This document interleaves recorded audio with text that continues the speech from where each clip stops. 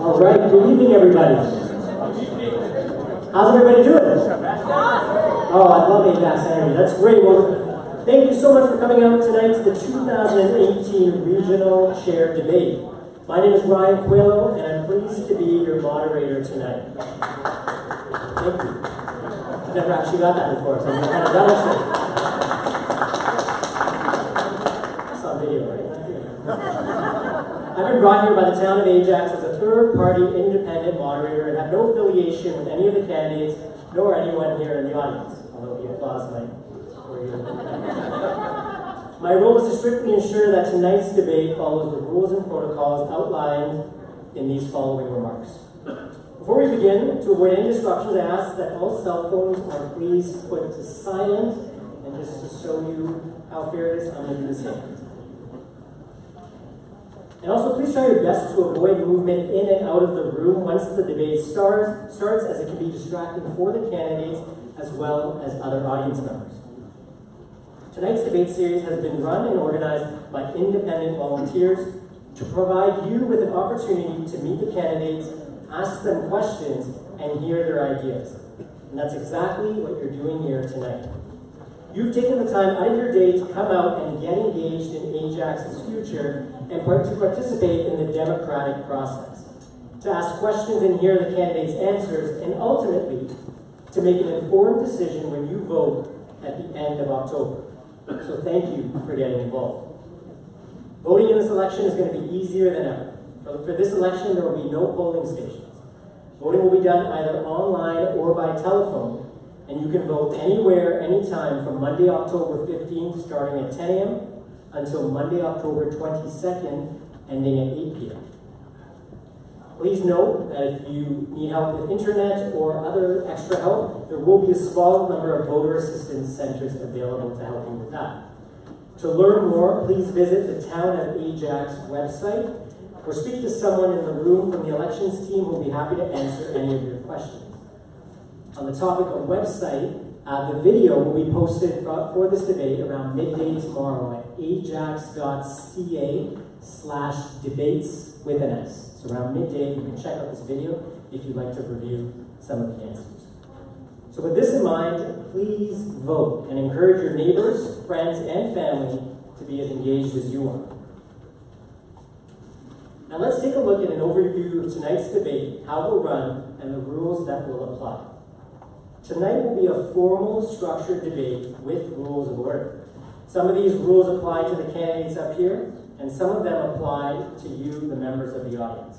I'd like to set everyone's expectations right off the bat, right now at the beginning. First off, the town of Ajax is hosting this debate series to provide an equal opportunity for residents to get to know and ask questions of all candidates in all municipal election races. We ask for your assistance in keeping tonight's event respectful for all involved. I'll be strictly adhering to the three-strike policy if needed. Anyone who is disrupting the debate will be minded of the rules, then warned, and finally asked to leave if it continues. Thank you in advance for your cooperation. We anticipate a high volume of questions as there are a lot of policy and service areas a regional chair will be responsible for overseeing. I can only allow one question per topic this evening, so candidates are able to address as many questions as possible from the greatest cross-section of possible questions. We'll have about an hour and a half of debate time. And while that may sound like a lot, each candidate will have 2 minutes to answer each question. So it will take about 10 to 12 minutes for each question to be answered, which means we'll probably have time for 8 or 9 questions from the floor tonight. Keep in mind that candidates will be available after the debate if you'd like to talk with them further. As a reminder, there is a difference between regional council and local councils in terms of responsibilities. The candidates here tonight are running for regional chair and will be responsible predominantly for policing, transit, major roadways, water and waste management, as well as health and social services. So when you're coming up with your questions, try to focus on those areas so that they can give you the best responses in regards to those main responsibilities. First, a few housekeeping matters. The goal, and this is a little bit more detailed overview of the actual rules. The goal is to have a debate that's fair, nonpartisan, and impartial. It should be civil and informative. The debate will be limited to 2 hours in length, and there will be some time afterwards to talk to candidates after the debate. The debate will be managed by 3 officials. There's myself, who's the moderator and facilitator, and I'm responsible for overall coordination of the debate, and I'm the final arbiter in the event of a dispute. Our timekeeper tonight is right here, is Colleen, and she's responsible for signaling when time limits for questions, answers, rebuttals have been reached. In order to keep the debate focused, when the timekeeper signals that your time is up, you must finish talking. And I'll let you know how you'll know about that when you're asking your question. And our question monitor tonight is Amar, who's right over there near the mic in the center of the room. And he's responsible for managing access to the microphone for members of the public to ask debate questions. Now, for a little bit more insight on the actual rules of engagement, each candidate has been given certain rules to follow in terms of their responses, and by showing up here tonight, have agreed to them. So theirs is already done, and the biggest thing that you need to know is that they'll have 2 minutes each for an opening and closing statement, and when they're answering a debate question, they'll be given 2 minutes for their answer. They also have the opportunity to make rebuttals. So if they've already spoken and want to comment on another candidate's views or do some sort of fact check, they will get my attention and have 1 minute to make their statement, but they cannot discuss amongst each other as a discussion. This will be a town hall style debate, and the questions for the debate will come from all of you here tonight. Now here's the big one. Members of the public will be given 30 seconds to pose their questions. All questions must be respectful, clear, concise, and in the form of a question rather than a statement. So to give you more clarity on that, at about 20 seconds, you're welcome to give some context on your question. At that point, you'll see a yellow card, and that means you have 10 seconds left. And what I ask is when you see the yellow card, you get straight to the heart of your question. What is it that you want the candidates to focus on answering? And when you see the red card, that means your time is up. That'll be your 30 seconds, and we'll move the conversation over to the candidates for their responses. As a reminder, if your question involves a personal situation, please keep the details general. And it is not appropriate for candidates to answer questions that involve specific personal and private details. If you have any accessibility or mobility needs, please signal our question monitor, Amar, and he will assist you in making sure your question is heard. Members of the audience are not allowed to enter into the debate with the candidates. So because it's sort of like a call and response, so after you ask your questions, candidates will ask. I will clarify your question for them if need be, and if they need more clarification, they can work through me in order to get that.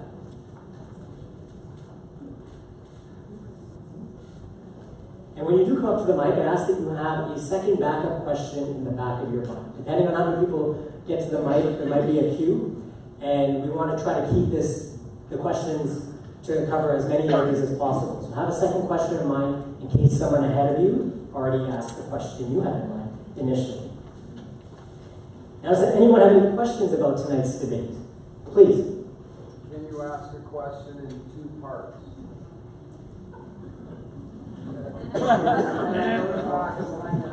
Yes, as long as you can fit in the 30 seconds and you're clear on the question so the candidates will give you the 2 questions within a 30-second period? Yeah, but just again, remember you. And one more, can I ask one particular person or do I? No, all candidates will answer.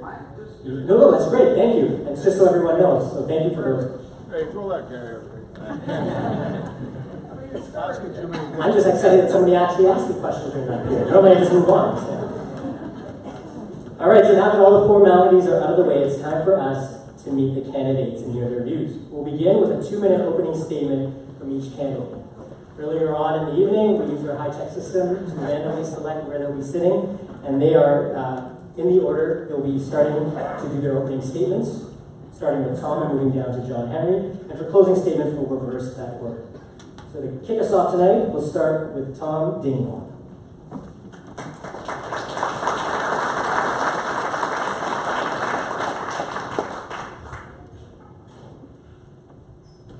Hello, everyone. I'd like to start out by thanking you for hosting this event, giving me an opportunity to attend and speak with you tonight. I am not a career politician. Some might see that as an obstacle, but I see it as a career advantage because I owe no political favor and I am indebted to no one other than the people of Durham Region who have paid my salary for 26 years.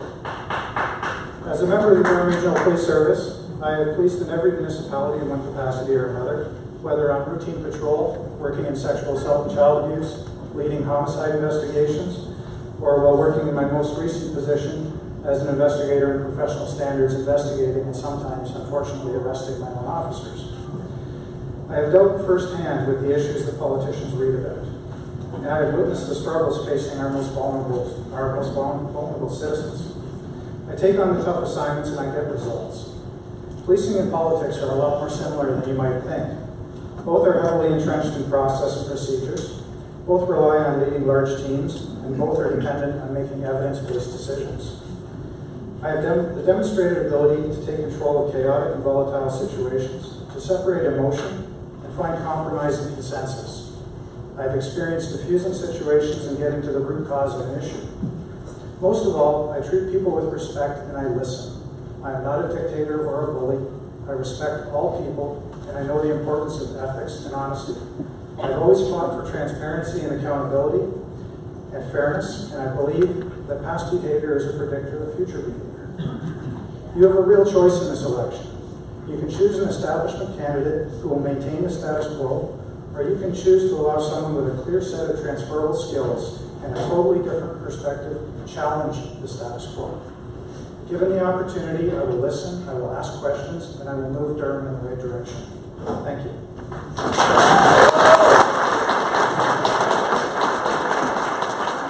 Next up, we have Mohammed Sahi.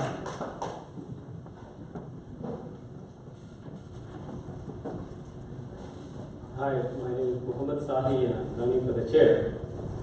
I am a real estate lawyer, and the first thing which I see when I close deals here in Durham is that it's highly and exceptionally high, tax, overtax.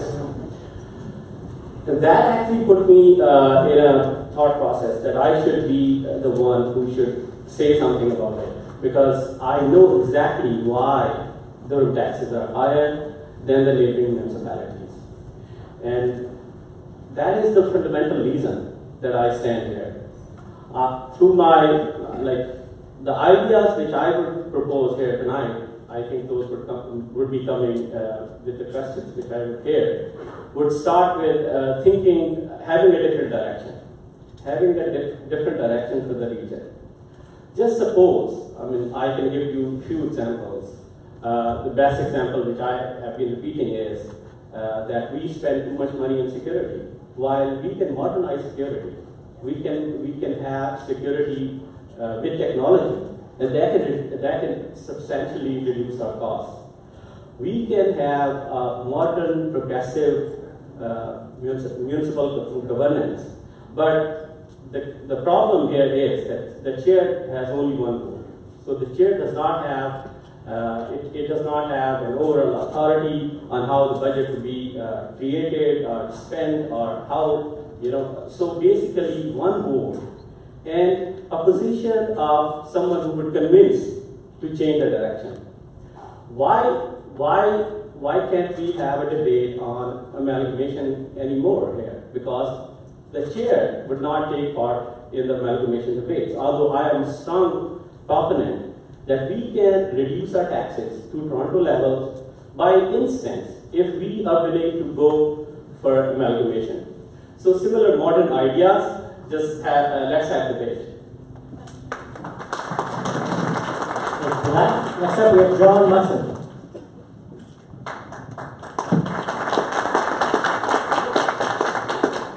Well, thank you very much. I'd like to thank the town of Ajax for hosting this debate, and I'd like to thank the moderator as well. I'm running for regional chairman because I care deeply about this region and its community and the people that call it home. Durham hasn't even come close to reaching its full potential. We live in an incredible region, diverse in its geography, economic potential, and the people that call Durham home. We need better jobs in our region. We need better roads and infrastructure to support economic development and to make our region more livable. And we need better support for our large agribusiness. We need to cut taxes and create a stronger environment for people and our business to flourish. We need to think outside the box, to be innovative, and not to be afraid to try new and better ways to do things. my platform focuses on 5 key priorities: lowering taxes, creating local jobs, creating safe communities, building better roads and transit, and delivering accountable, transparent regional government. I've worked hard for the people of Durham for more than 25 years as a mayor of Clarington and a regional councillor, as a community volunteer, and as a business owner. I've worked hard since January talking to people across this region about their issues, and since then, I've spent every single day and evening meeting people in the region and working to earn their vote. I commit to you that if elected, I will work just as hard to build the best Durham region with you. Thank you. Thank you. Next up, we have Peter Neal.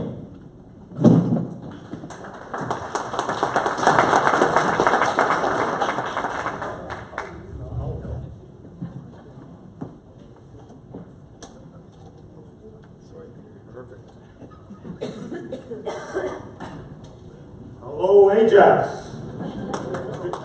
That's right, thank you.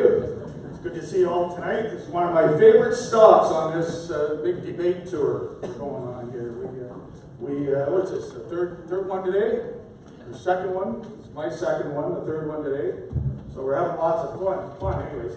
Now, who's going to look after Ajax? You look up and down the line, who's going to look after Ajax here? I see some Oshawa boys and some Clarington boys. Anybody ever come this far? I know I have. I've spent a lot of time in this parking lot myself.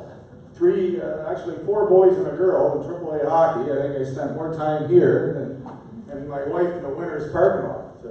But what we have to get straight tonight is who is going to look after the people in Ajax. And one of the things I want you to do tonight is to keep drilling the questions to some of these guys that have been on the job, and they've been on the job, meaning they've been looking after the regions, so to speak, for a few years here, and I think Ajax is getting the short end of the stick. So don't be afraid, whether it's myself or the rest of the candidates, to get right down to the bottom of what's going on in Ajax, okay? So I appreciate you all coming out. Well, let's have a good time tonight, but we better get to the bottom, okay? Thank you.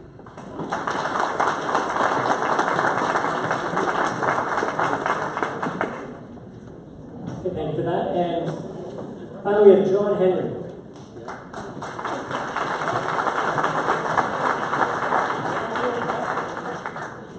Well, good evening, ladies and gentlemen. First of all, happy Thanksgiving. And I'd like to thank the organizers for this event, but I'd also like to say that similar to a lot of you and the people in the room, I am the son of auto workers. And growing up in Oshawa, I was able to see what went on, but as I got older, I was able to work as a contractor for some of the great companies that were here in Ajax, like Chrysler, and DuPont, and Paint Glass, and Ajax Textiles, Bailey Engineering, Chrysler, Lear, and of course Dixon Printing.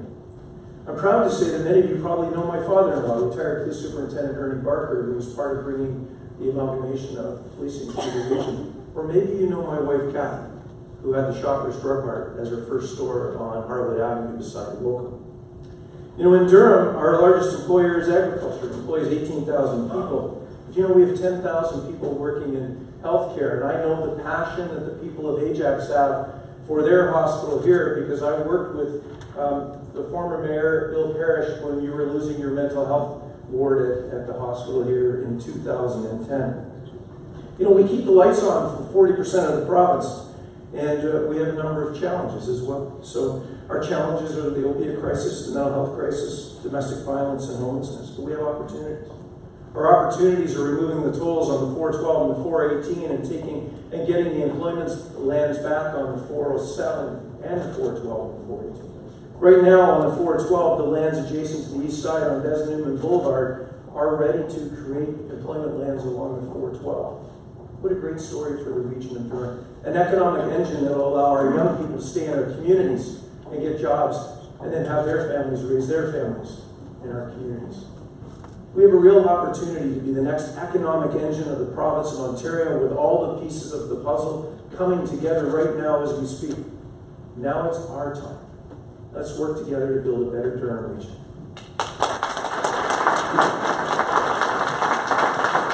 Okay, thank you for that. Now it's your turn. So the mic over here is open for you to come up. A reminder, you have 30 seconds to ask your question, and each candidate will have 2 minutes to respond. If you are unable to wait in the line, Amar will give you a number to hang on to, which will let you know when your turn is to come up again. So whenever you're ready, please go ahead.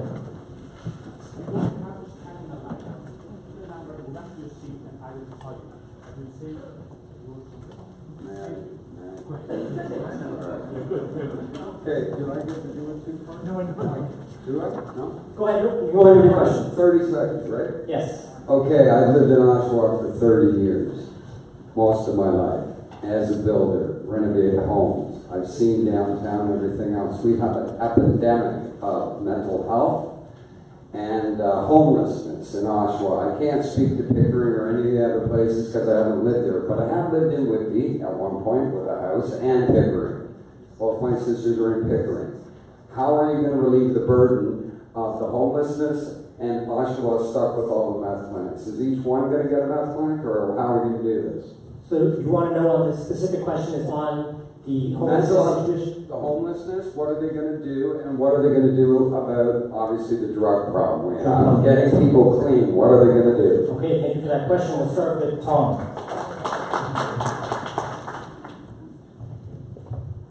Well, the first thing I'd like to say is I share your frustration. I was born and raised in Oshawa, and I've seen what's happened, and it bothers me every single day. This morning, on our way to our first debate at 7 o'clock, we drove past a young lady sleeping in a bus shelter. Tent cities are not new to Oshawa. They've been there for a very long time. And unfortunately, our politicians have been apathetic and indifferent. And they've allowed a problem to become a crisis. We have, I believe, $25 million sitting in a reserve fund for social housing. There's absolutely no reason why this has been allowed to continue. These tent cities were torn down, I believe, the same day that Mayor Henry released his paper on the need for social housing. This has been an ongoing issue, and it has been one that has been completely ignored. This issue is 1 block away from City Hall. We have a Tim Hortons that shut down. Where else in a province of Ontario is Tim Hortons not a viable business? It shut down because the employees were afraid to go to work. We've lost 2 major banks, RBC and Bank of Montreal. We've lost Fazio's, which was a staple in downtown Oshawa. I went downtown myself and I was stepping over syringes to knock on businesses in the downtown core. In our first debate, I heard the mayor say that he had accomplished everything he had set out to do as mayor, and his bucket list was empty. That bucket has a lot of holes in it. We have to fix this issue. We have to make it a priority. We have to invest, and it will be a priority if I'm sitting in that chair. Thank you.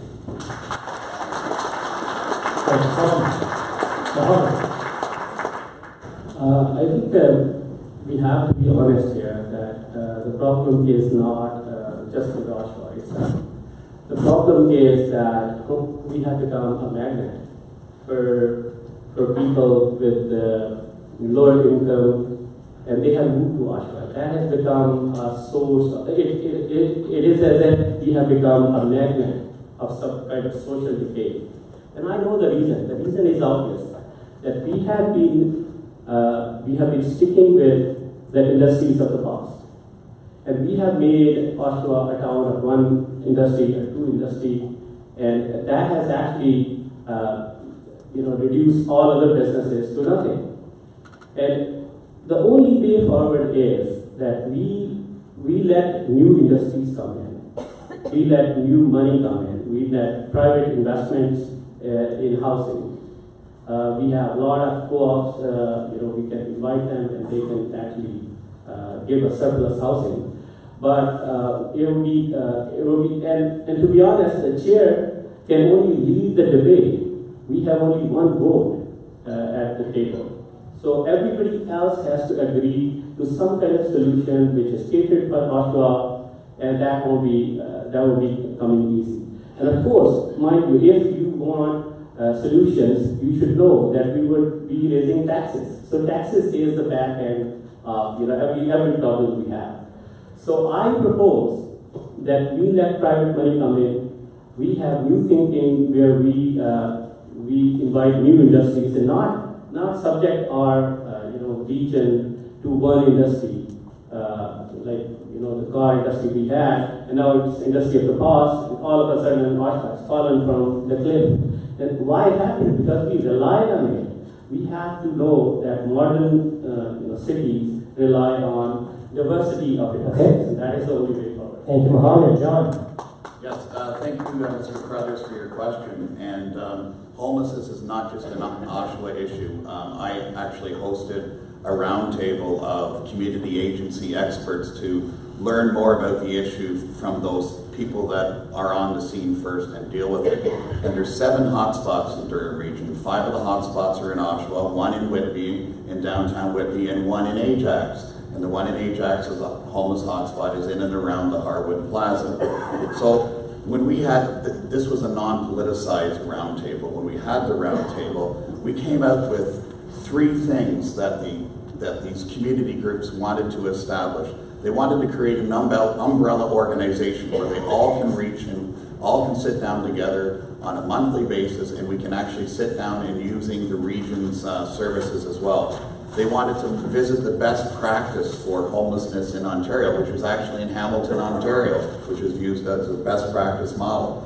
And they also wanted to have a central repository of services and available homes. So if we have a bed free in Ajax and we have a resident in Whitby that needs a bed, then we can actually make that happen. So what I find very disturbing is that there has not been a look from the region before into creating this umbrella organization and to collectively looking at all the great community agencies we have here, like Cornerstone and so on. So if I'm elected chairman, we will proceed with this, and I've actually gave my word to the community that we will have a 100-day plan with respect to homelessness and putting together this umbrella organization in order to address these very same needs head on right away, because we cannot wait. Winter is coming, and we see the tent cities popping up in Oshawa again today and across the region. I don't want to see what's happened in Oshawa to ever happen in Ajax.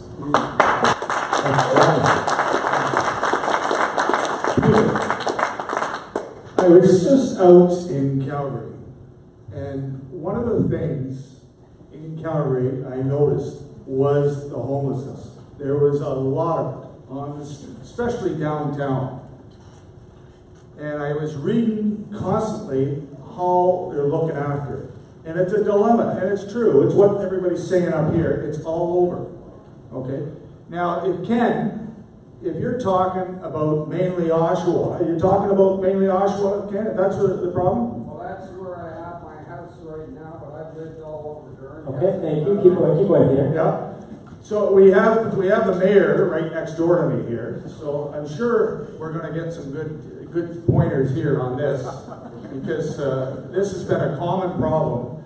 And I mean, I grew up in Oshawa. I'm 62 years old. I've been around Durham region. I've been just about lived in just about every spot in Durham region. But when it comes to homelessness in Oshawa, Ken is right. It is really getting, all that whole Oshawa Creek area, it is turning into a tent city. Now, what are we going to do about it? As the regional chairman, there's funds there, and they keep bickering who's going to get the funds. Who's going to get the funds for this to put up? And we discussed it this morning, actually, about the development fees, etc., for the homes and for these residences. Okay, who's going to get the funds? And especially Oshawa, being the what are we at? 180,000. 180,000. They have a huge problem. They have a huge problem, and the chairman has got to do something about it. There's no doubt about it. And I will, if I got to be a chairman, that's homelessness is #1, if not #2 on the books. Thank you, Peter. John Henry. So Ken, thank you, because you have made a difference in your neighborhood, because you built a community garden and brought your neighborhood together. So thank you for you and your neighbors for all that you have done. You know, ladies and gentlemen, we do have a challenge in downtown Oshawa, but we don't ask for people's postal codes, we just help them. And I'd like to send a message out to Durham Regional Police and officers in the room for thank you for making a difference in downtown Oshawa each and every day. You know, when you're the only municipality in Durham region that has the gate 316, which is about to reopen again, the refuge for young people. We have John Howard, Cornerstone, Durham Mental Health. We have Pinewood, the only drug treatment center in Durham region, is located in Oshawa. What I'd like to say is we have some of the most passionate volunteers that you will ever meet in your entire life, working every day at St. Vincent's, the Soup Kitchen on King Street in Oshawa, making a difference in the lives of people and helping them. And as for the comments about Tent City, we had a Tent City in Oshawa. You saw it in the paper. But what they didn't say is how we go. First time ever, we took services to those people who needed help. We took Cornerstone, John Howard Society, right to the very spot where the people needed help. Not one person was arrested. And I'm proud to say that 25% of the people that were there have now found housing. But we have an opiate crisis. We have a mental health crisis. And it needs to be called that. And then we need to come together as communities through all the region to bring best practices to resolve this. So while we have problems in downtown Oshawa, I want everyone to know in this room, we don't ask for your postal code. We simply help people in need. Okay, thank you for that. Questions for Bob? Yes, thank Thank you very much. I want to be very clear with Tent City, very clear, is that those folks did not have the opportunity to seek new beds or new accommodation prior to being taken out of their homes. There was, unfortunately, one of the ladies, she actually died the following week in one of the parking garages in Oshawa. Such an unfortunate situation. You can actually go online and you can actually see where some of the folks were assaulted being taken out of Tent City. They were forcibly removed from Tent City. Stormtroopers are not what we need. We need to offer these people help and put them into the proper accommodations and not go in there like that. That's right. Thank you for that. Our next question? Good evening, candidates. My name is Chris. I've been a resident of Oshawa, I have been a resident of Oshawa, but I've been a resident of Ajax since 1982. Anybody who was here for the Ajax Merrilton candidates debate and the regional council's debate, our candidates debate, heard a lot about policing. Probably perhaps next to LG, the number one issue. So, to get to the point, Ajax is, I think, the third or fourth largest center in Durham region. It does not have a physical police presence. What are you going to do about that? Okay, on the issue of police presence, and what you're going to do, we'll start with Mohammed. Thank you so much for the question. I think I have the most extensive answer to this question because I've been thinking about this for too long. Security is a problem of technology. It is not about sending people in and resolving. Just think of one example. Whenever there's crime at the police headquarters, they will say, "Okay, give us pictures, give us some footage," and we know that we can install cameras and we can curb crime and we can reduce security budgets. Just compare our situation with Tokyo, which is actually 35 million people living there, and they have less crime than probably our neighboring municipalities. Why? Because they have been using technology. We are using technology. The police services of Durham, they have spent 1.6 million, quoted by the police officer, that it was $1.6 million they spent on body-worn cameras. So half-hearted technology solutions versus a full-scale technology solution. That is where we should go. And I would actually install cameras everywhere and let the gangs face real pictures. And that would reduce crime, that would reduce our budget, and that is the only way forward. 10 years from now, we would be on the same spot we would be discussing the same issues unless we can tackle crime as a whole problem. And I think security is about surveillance, and we have to reach to that position. Thank you, Mohammed. John. Thank you for the question, Chris. I believe I was the first that came out with a commitment to build a new Ajax police station. And I know Sean Collier after that came out with a commitment as well as many of the other candidates. A new police station is built with development charges, which are charged for new development. It is not a tax-based related item. One of the things that I want to ensure is that with a new police station, and Ajax absolutely needs one because we're the only lakeshore municipality in Durham region without a police station, and a proper allocation of officers. My plan includes to move back to, with a new administration of Durham Regional Police, but to move forward with a community policing model, a model that's very similar to the broken windows concept, which took place in New York under former Mayor Rudy Giuliani, where there was never allowed to be a proliferation of graffiti, of garbage, of where the pride of community took place. Where there's proliferation of garbage, of graffiti, you will know that crime will ensue after that. A new police station, fully manned, and we also need to get some of our police who are off on administrative leave because of the stresses of the job, not just PTSD. We have 100 police officers off, 20 of them are on PTSD, 20 of them are on maternity leave or something like that, but we have another 60 off that are just off from administrative stress. And we need those officers back on the streets. And we can do it. Back in 2000, when I was mayor and chair of finance, we decreased Durham Region's taxes by 1.26%, and we hired 25 police officers. We can do it again. Thank you, John. Yes, we definitely need a police station in Ajax. The bricks and mortar, and we also need boots on the ground. Now, what are we talking? There's about 400 gangs sitting up in Toronto, moving east, and that's about roughly 6,000 something members, and they are moving this way. And it's just going to get worse and worse. I was talking to a police officer the other day, and it says they have got their roots stuck in the Pickering Ajax area, moving. They're skipping a little bit about through Whitby, and they're digging in Oshawa.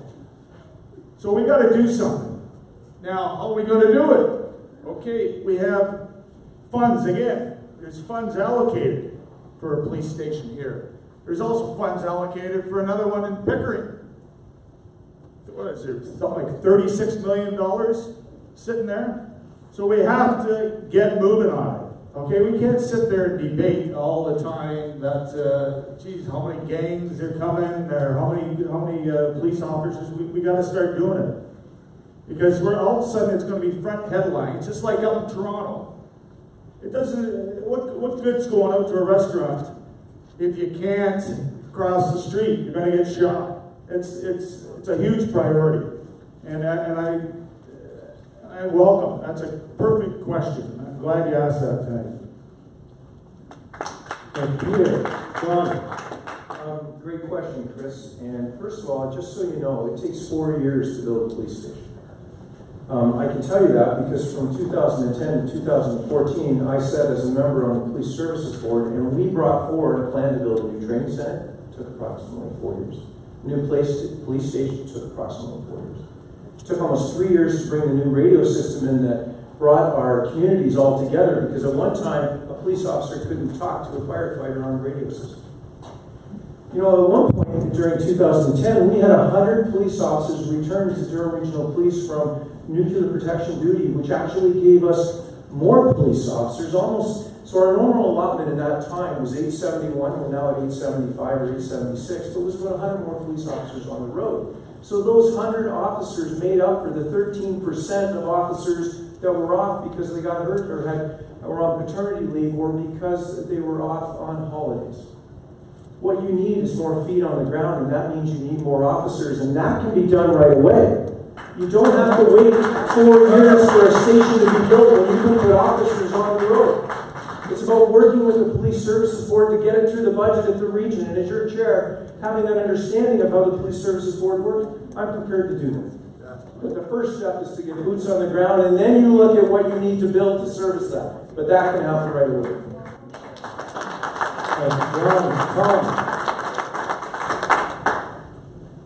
Well, first off, talking about boots on the ground is something they could have done over the last 10 years. There has not been a staffing increase since 2010. We had 2 additional officers added in this year's budget, but they were administrative positions, so they do not affect the front line. Despite everything happening in the downtown core of Oshawa, they did not ask for a single frontline officer to walk the beat in downtown. Now let's talk about the buildings. There is $165 million of projected capital expenses for police buildings over the next 4 years. If they actually spend that money, the debt servicing will increase from $11.5 million a year to $21.2 million a year, which comes out of our operating budget, which means we will not have the money to hire staff to put in the very buildings that were just built. The regional police maintain the 3rd floor of regional headquarters. They have also projected a regional headquarters build of $120 million in 2020. If we move the Durham Regional Police out of regional headquarters to free up the 3rd floor, we can save $120 million. The building, there's a projected building of $60 million going to Bowmanville for our regional units. Those regional units should not be in Bowmanville. These are our tactical units, our homicide, robbery, fraud, things that are regional units.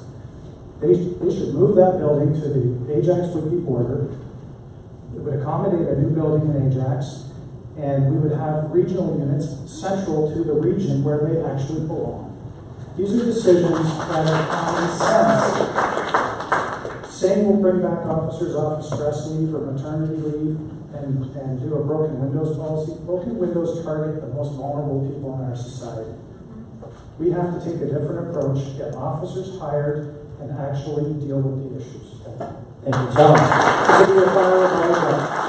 This is the final rebuttal from the audience now. Yes. Yeah? Thank you very much. One of the things, and I do respect Tom as a police officer. However, under the new Police Services Act, a police officer, a retired police officer, are not allowed to sit on the Police Services Board or make decisions on budget. That's under the new Police Services Act. So hopefully we can get past that type of thing, but it's going to be very little input. The other issue I want to talk about is the Durham Regional Police Services Board and that OPG influx of officers. You know why they had an OPG influx of officers? It's because Durham Regional Police lost the contract to do the service at Pickering and Darlington. I chaired the Ontario Nuclear New Build Council. I was the chairman of the Association of Nuclear Host Communities, and the plant manager, Gregory Smith, came to me and he says, John, he says, they're going to lose the contract. They've priced themselves out of the business. They're paying for the helicopter with it. They're paying for elder services with it. Thank you. And Tom, would also like to rebuttal? Please go ahead. John is actually correct. Bill 175 states that a former police officer cannot sit on the board of the police services. Our current provincial government made a promise to repeal Bill 175. Our current chair, Jerry Lynn O'Connor, is not sitting on the police services board. She designated a representative for herself to sit on that board. I can do that as well. Sitting as chair, I will have a voice. To say I won't be able to actually make sure that regional council and the police services board are making informed decisions is absolutely incorrect. The biggest problem we have is we have people on council and people on the services board that have no understanding of policing. And policing makes up the largest piece of our budget. It only makes sense that if we're spending $200 million, that somebody on council should have some understanding of where that money's going. And the fact that they're spending all this money on buildings that we don't need tells me that they don't understand. Thank you. Thank you so much. Look behind your mic. Please go ahead. Good evening, candidates. Thank you for putting your names forward. My name is David Hogg. I'm an Ajax resident. My topic concerns the proliferation of algae along the waterfront of Lake Ontario. I have a simple yes or no question. You don't need the 2-minute explanation. Will you implement tertiary treatment at the Duffins Creek Water Pollution Control Plant? Okay, on the topic of the tertiary treatment, we'll start with John. Yes. Thank you, Mohammed. Oh, sorry, Peter. Yes. Thank you, Peter. John Henry. Yes, go with Cabot. And I want to speak to an event that took place in Niagara Falls, New York, where members of Ajax Council attended. Joanne Dice, Pat Brown, and somebody, I'm trying to think, the name will come to me in a second. We sat there and we had a meeting about algae and phosphorus and about how septic systems along creek beds have failed. And you have to have that conversation because it doesn't matter what you do with phosphorus if you don't fix the septic systems that lead into the creeks that come down from the north. And we sat there through it. It was an amazing presentation. So the answer is there's 2 parts to this. One is about how you treat it. The other part is how we treat it upriver as well. So it was Colleen Jordan who was there, and the 3 of us were in Niagara Falls, New York to listen to this presentation. And it was through the Great Lakes Seaways organization that hosted the event. Ajax hosted that event here this summer. So there is more than one issue about phosphorus in the system. So there needs to be a multi-level look at this and a result to deal with both. So you cannot deal with just one if you fail to deal with the stuff that goes upstream. So you can Google it, you will see it, and just Google phosphorus and algae and you will get all the information that you need. Thank you, John. To be fair, shouldn't the other people get their 2 minutes? However you use it. Do you want me 2 minutes? Well, Tom, I keep going with you. They have the opportunity for the 2 minutes, but it's up to each person to take it, right? Sure. Obviously, yes, I will implement. I will fight to implement tertiary. You have to understand, none of the people that say yes, they will implement it have the authority to implement it without the support of council. I will fight for it. I believe it. There are 2 suggested methods of addressing the algae issue. One is optimization, and one is tertiary. Optimization is not a solution for the algae, and it will not decrease the total phosphorus dumped into the lake. Tertiary treatment, it's expensive. It's a $208 million price tag, and it's something that, quite frankly, I'm surprised we're talking about, because this was a question that was asked 4 years ago at the regional chairs debate. And if anybody took it seriously then, we would be discussing it now. We would already have implemented the solution. So I think we need to ask regional council why, if this was and is a serious problem and they take it seriously, why haven't they moved forward with tertiary? I don't want to be talking about this again in 4 years. I think if we're going to do it, we need to do it now. And if to say we'll only do one if we do the other, no. Obviously the plant is a problem. We fix the problem. And if there's a secondary problem, then we fix the secondary problem. But we know that the amount of phosphorus coming out of that plant is contributing to the algae. So let's fix it. Sounds like common sense to me. Thank you, Tom. I think I have a different understanding of this, that because we have so many years of government, we have so many municipalities in the region, and nobody wants to decide something which is a regional problem, and that is why, like, I support amalgamation. I support that municipalities should be lesser number of municipalities, and that is why, like, we cannot resolve these issues at municipal level. We have to go to regional level, and when we reach regional level, there are no powers. In reality, the regional chair has no power to effect any change whatsoever they have been promising here. I can assure you that no chair has an absolute authority on the direction of how solutions would be implemented. The only thing which can happen is, unless we have some kind of municipal amalgamation, where we have a bigger municipal authority, and then someone who is really in charge, would be able to put solutions on the ground. And that is why we have problems all over. And we have higher taxes, we have all these problems just because we cannot reform municipal governance. And we would not take part in municipal governance debate either. We would entrench our municipalities, will actually save our political positions, and that is where the problems comes out.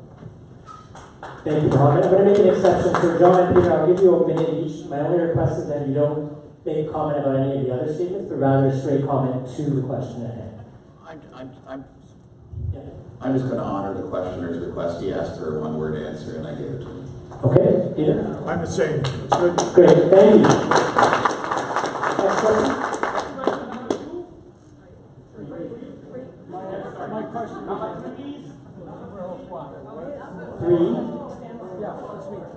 Three, go ahead, okay.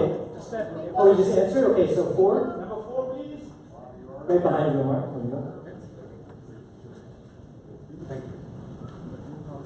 Thank you very much, and thank you all for running for office. And it's important that we hear exactly what it is that you believe that is important. My question relates to disposable income, especially as a senior.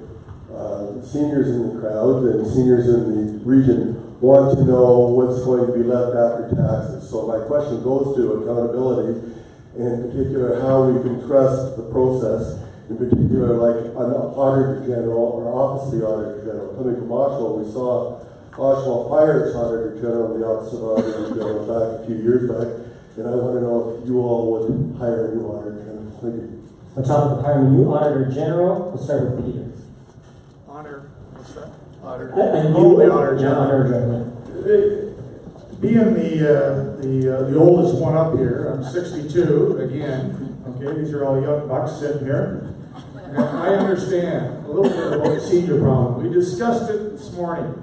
Okay, we discussed how are we going to, when it comes to disposable income, the seniors are getting pushed out of their homes, and it's the taxes, everything. The seniors are getting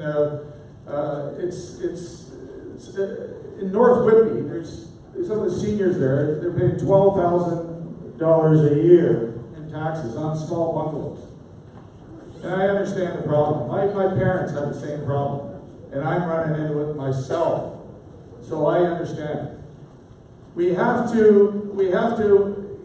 find a balance here. We have to find a balance on our budgets to look after and make it a special project when it comes to the seniors. We just can't say they have a pension, they're looking good, their front lawn's nice and neat, we're not going to do anything. Okay? The seniors, they're living on a tight budget. And there's a few that get to go to Florida, but the majority of seniors, it's tough going. And as the region, with the region, you have to go in to the reserves. They got reserves there. They got reserves sitting there, ready to help out. They can help out the seniors. They can help out with the taxes, and I'll get into taxes as we go along here. Okay, it's going to be front and center in a few minutes here. Okay, and I'll get into the tax side. Thank you, Peter. John Henry. Absolutely not. We have used KPMG, and we sent it out for tender, and we get companies to bid on our auditing process now. We've been able to find best practices, and we've also developed lean methodologies that have helped us in the city save millions of dollars. But we hire professional people with letters after their names that are accountable to their associations to do their job each and every day. So we have continuous improvement, we use internal auditing, and we have outside auditors come in and audit our books. But the question from Bruce, who is a former councillor in the city of Oshawa, was about our Auditor General, and we let our Auditor General go because the Auditor General started to make friends within the organization. And the auditing practices were not best practices. So we set it up for tender, and I'm proud to say that we save millions of dollars each and every year on best practices in the city of Oshawa by using KPMG. Thank you, John. Tom. If I could just ask, are you talking about Ron Foster? Okay. Ron Foster was conducting an investigation into a land deal outside of Oshawa, from what I understand. And that land deal was leading in a direction, and he was quickly let go. I believe that that needs to be looked at. Yes.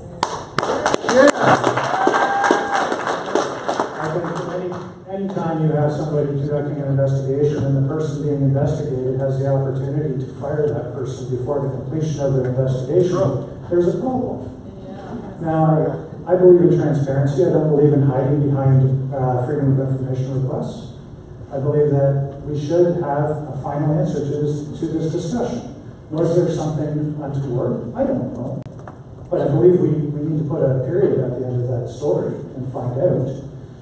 So yes, I do believe that that should be investigated. I believe that anytime there's an allegation brought forward of municipal corruption, which is essentially what's being alleged, that should be investigated by an outside agency, because the people that hire the chief of police are also the people that are potentially being investigated. So to be completely transparent, completely fair, somebody from outside needs to look at it, and it needs to be completely independent. I just think that we need to finally get an answer to the end to that story. This has been going on for many, many years. I don't like the answer of certain evidence wasn't available during the original investigation that suddenly appeared, and from my understanding, it's in the police's hands, but I don't believe for a second that the box has been opened.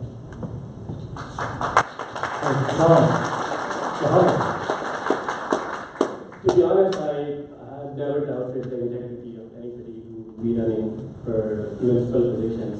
It's too big a job for such a small pay, and I've never considered it to be a lucrative place. And I think the solution is to rely on institutional liberalism. The structure which we have in the economy is that we let big institutions, if Deloitte is there, KPMG is there, then I won't rely on some individual to probe some investigation. I would actually rely on that KPMG and Deloitte to fix, to give us, an audited report.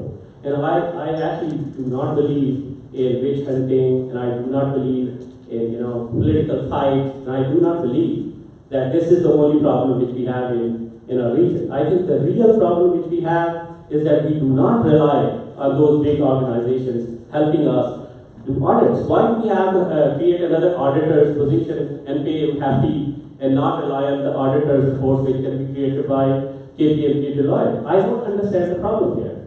Like, that is my position. I would not actually hire any auditor for a small municipal government and then pay him huge money for something which can be done by the big companies, which are being done everywhere. Like, we have countries running with KPMG being auditing everything. So what is the fuss here? I don't understand.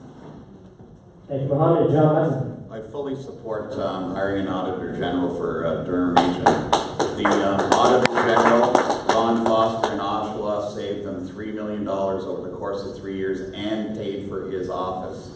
The investigation, and there's a criminal investigation at Durham Regional Police now on the mayor and council. It's a criminal investigation.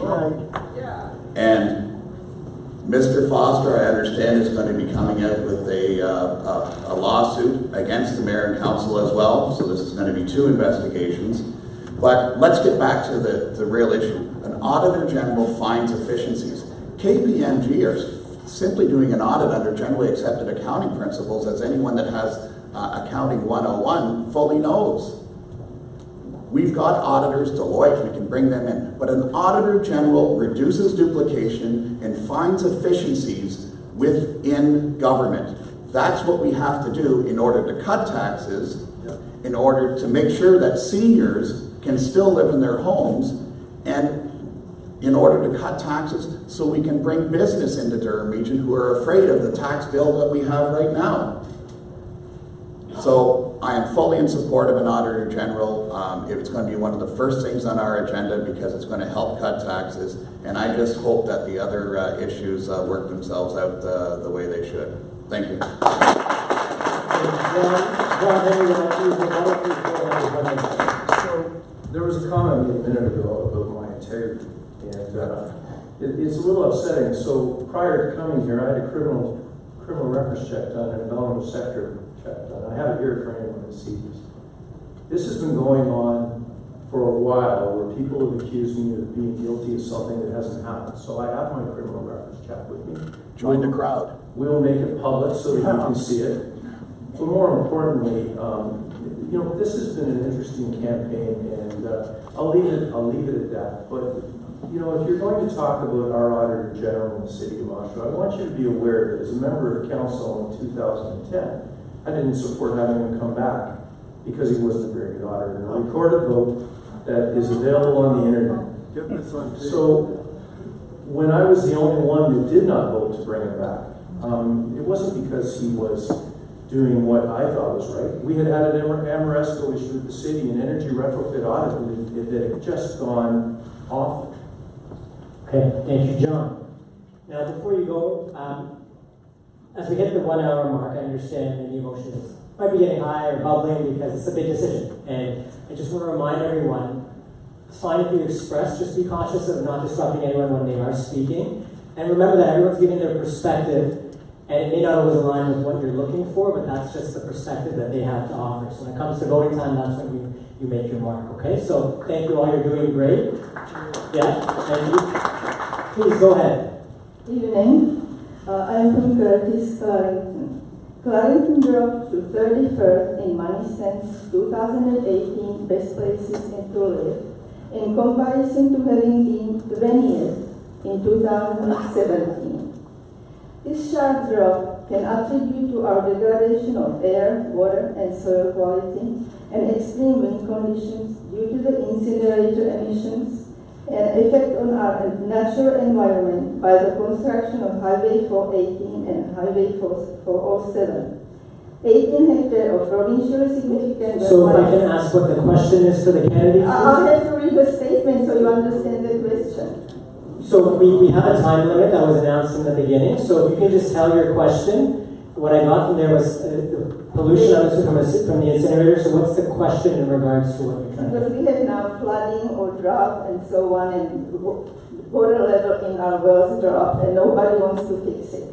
So the region approved these projects. What are you, if you would become chair, going to do to improve and help to mitigate these negative impacts to reflect regional official plan? So to clarify, is this I on don't know if they understand the question. Is it on the environmental impact of certain things that are happening in the region? Well, it affects whole region, but mostly Clarendon and Curtis. In what area? The environment? Like this? Or If I don't read statements, so you will not understand this. So what is the exact area of the question? Highway 407 and 18 impacted our environment, our air, water, and quality. Great. Because so much of natural environment was removed. Okay. Now we are struggling with pollution. Okay, candidates are clear on that question? Then the environmental impact of that highway and how it's affecting the area And and the incinerator and affecting also the natural resources that was present there. So John Henry, we'll start with you. So I think the question is that you've had a challenge with your well. Is that what? Well, it's not just my well. No, but in your neighborhood, there's a challenge with your well along in the area that you live in. In general, I don't know, you probably don't know the map of Curtis. It's one huge common water basin. If you drain something on this side, you'll get drop on the other side or in the middle or everywhere. So it's very sensitive, and now we have problems. So just, can you give us the street that you're on? Hancock Road. It's Hancock Road. It doesn't just affect me. No, but I'm trying to in my mind, you've spoken of regional council. I'm just trying to draw that information out. So you live on Hancock Road, Yeah. and you've had challenges with your well, and I'm under the assumption that you've had great dialogue with Mayor Foster and the councillors in Clarendon. So they didn't help at all. They were actually against me at the council meeting. So John, if you can just, based on that information, offer your answer. Thank you. So as roads are built, water flow changes, direction of water flow changes, and I understand that you have a challenge in your neighborhood. So it has been, you've been to regional council a number of times and tried to address the issue. You've come and talked about it. I know that you have lots of water, but it's the quality of the water, I believe, that you're challenged. No, you don't have water. You just don't have water. Show you the well, it's empty. Okay. So on that issue, I'm not able to help you on that. On the issue of the incinerator, there is monitoring that goes on daily to make sure that everything is appropriate. There has been challenges. The incinerator was not supported by all members of council, but it's built, and there was a promise made to make sure that the best testing in the world took place at that incinerator. I understand that it will be canceled. Monitoring. I still can't hear you. I understand that monitoring will be canceled. No. No? No. So I understand you have a water problem, and I will try to make that conversation with Mayor Foster tomorrow, but I don't know enough of the details about that. Right, and if I can just say, for the details, they will be available after if you want to get into the specific details, but just based on the information we have, we just need to continue to answer that. Okay, so thank you. That's it, John? Thank you, John. Tom? Sorry, did I just hear that you brought this to regional council? Many times. Many times. And they just sit there warming up chairs. Okay, so Tom, can you keep going? I'm enjoying this dialogue. So you brought your issue to regional council and it's fallen on deaf ears. I just need to set the precedent. We can't have a discussion right now, so I don't want to silence you. I know it's important to you, but it's for the sake of, we can just stick to the rules. Thank you. So it's fallen on deaf ears.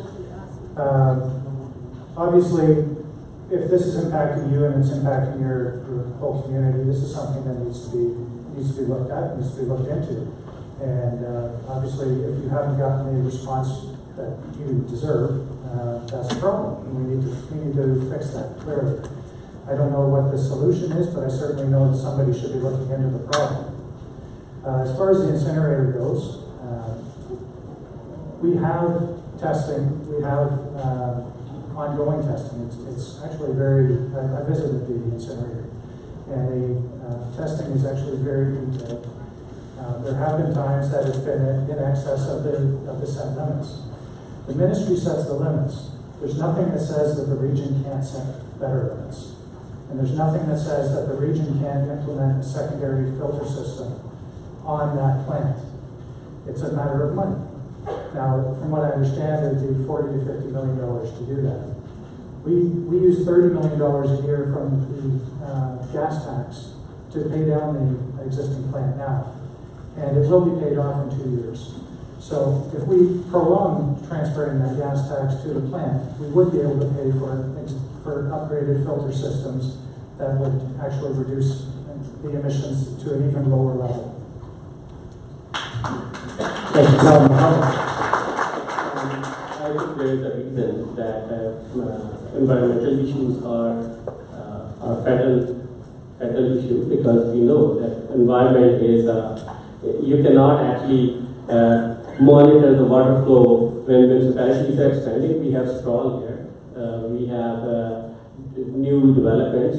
So there's no way that we can stop the new transportation, new projects.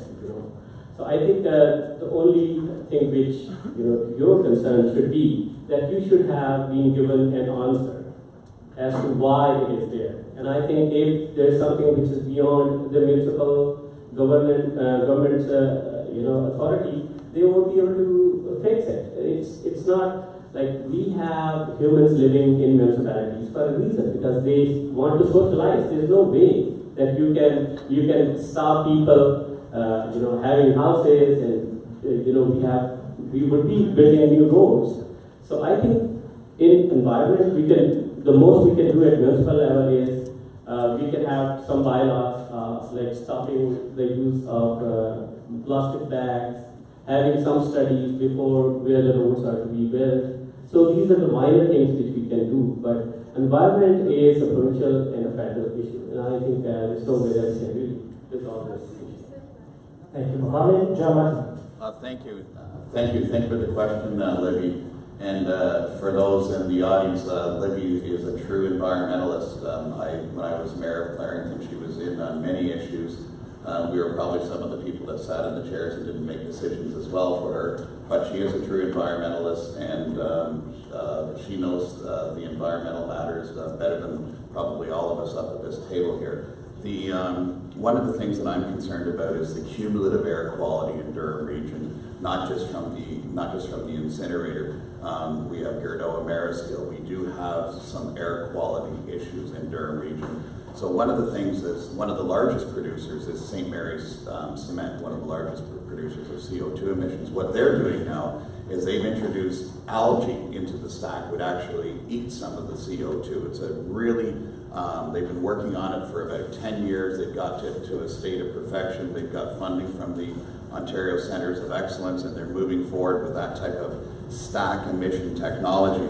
But what I've seen down in Hamilton, this is the second time I've used Hamilton as a good example. So Hamilton had some of the poorest air quality with all the steel plants, Stelco, and so on. What they've done is they've put together an air quality committee for Hamilton that regularly monitors all the air quality in the greater Hamilton area. And it also has, it not only has residents, but it has the producers at the producers of the pollution at the table as well. So they can hear directly from the residents, as well as some of the municipal experts and air quality environmental experts at the table. And I think that's where we can get some true reduction in those types of emissions and pollution. Thank you. Great, thanks, John. And Peter. There's a number of areas in Durham that have this same problem we're discussing right now, and it's been discussed in a few debates and a few with the regional councillors and the mayors. There's a few streets, I think, even in North Ajax here. There's some areas, and regional council. They should help. Well, that's their responsibility. They should help these areas. A lot of times, it's just for a short period of time, too. They just need some help with the water. Their wells run into a problem. And I hear the residents just crying for help. A lot of times, it's not a huge expense. But the problem with, and we just had it, and a lot of times there's seniors up there. Again, we're getting into the senior question. They're older people, and they just put up with it because they don't have a voice. They're just like, is it Libby, John? You mentioned it's Libby. They don't have that strong voice, and they don't have that way of getting through to these thick heads down in the region there. So what you need, they need some help. They need whether it's a chairman, a good chairman. They need someone to listen to it when it comes to these environmental problems. And for a guy like myself, I understand it. I understand it fully because I'm on well myself on a few of my cottage properties, and I understand what they go through. Okay, thank you. And I appreciate the question. It sounds a lot like there's a lot of engagement, so please encourage you to talk to them after. Next question. Number 6. Price is right. Come on down.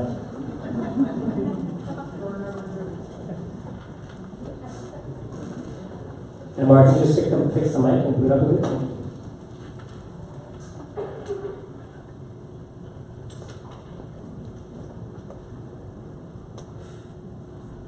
Just point it upwards. There we go. Hi, my name is Wayne. I'm an Ajax resident, and my issue is about the roads. We've just supposedly finished accessing Lake Ridge, and access from Lake Ridge and Salem has single lane to get onto the highway to go west. So, despite the fact you just finished it, what exactly are we going to do to try and improve the access to the 401 from those two roads? And the second one is that north of the casino, there's only one street to the east and to the west to get onto Salem. What can be done besides Kerrison to get onto the westbound? Okay, so access to getting on the 401 and Salem, it sounds like. What's going to be done in regards to those? We'll start with you, Tom. Well, to answer your question on specific roads, it's very difficult to understand why these decisions were made at the region because I haven't been there as of yet. I hope to be. I think one of the biggest difficulties we have is we have delayed important infrastructure throughout this region. And we talk a lot about transit, but a lot of the problem with transit is because our roads are so poorly designed, frankly. We, this year alone, deferred or took $7 million out of that $30 million I was talking about for the incinerator for emergency road repair. So we have a lot of reserves, which you'll hear about. We are a very, very wealthy region, and we need to invest in our infrastructure. We need to invest in our roads, and we need to have a comprehensive review of our east-west and north-south roads to make sure that we have access to our main arteries, and it hasn't happened. It hasn't happened in many years, and quite often you'll see, even when they build a road or they design a road, they're designing for today, and by the time they finish it, they've already outgrown it because of our population growth. We need to be thinking of the future, being proactive, and actually planning for what's coming. We know there's more traffic, we know there's more people, and we continue to do things the old way. And we have to change it. We have to break the status quo and actually start building for the future and building for larger capacity of traffic. Thank you, Tom. Mohammed. I think the first thing which everybody probably has missed is that why do we have higher property taxes? Because we have smaller population on 401, which is serving a huge infrastructure of roads up north. And if Toronto could have shared the cost, we would have been taxed less. So if we would be continuing on the path of sprawl, having more developments up north, then there's no way that we would be able to fix the congestion problem here. So I would not support any opening up of the white belt. I would support the green belt. I would not support any more sprawl. I would support the vertical development, and that would actually bring back resources back for the roads which are required. And the other issue which I would actually emphasize is that we have to become part of the municipal reforms today at the province. And if we are willing and receptive, we can actually change our destiny. What do Ajax and Pickering get out of Durham? They go to work in Toronto and they come back and pay taxes of Durham.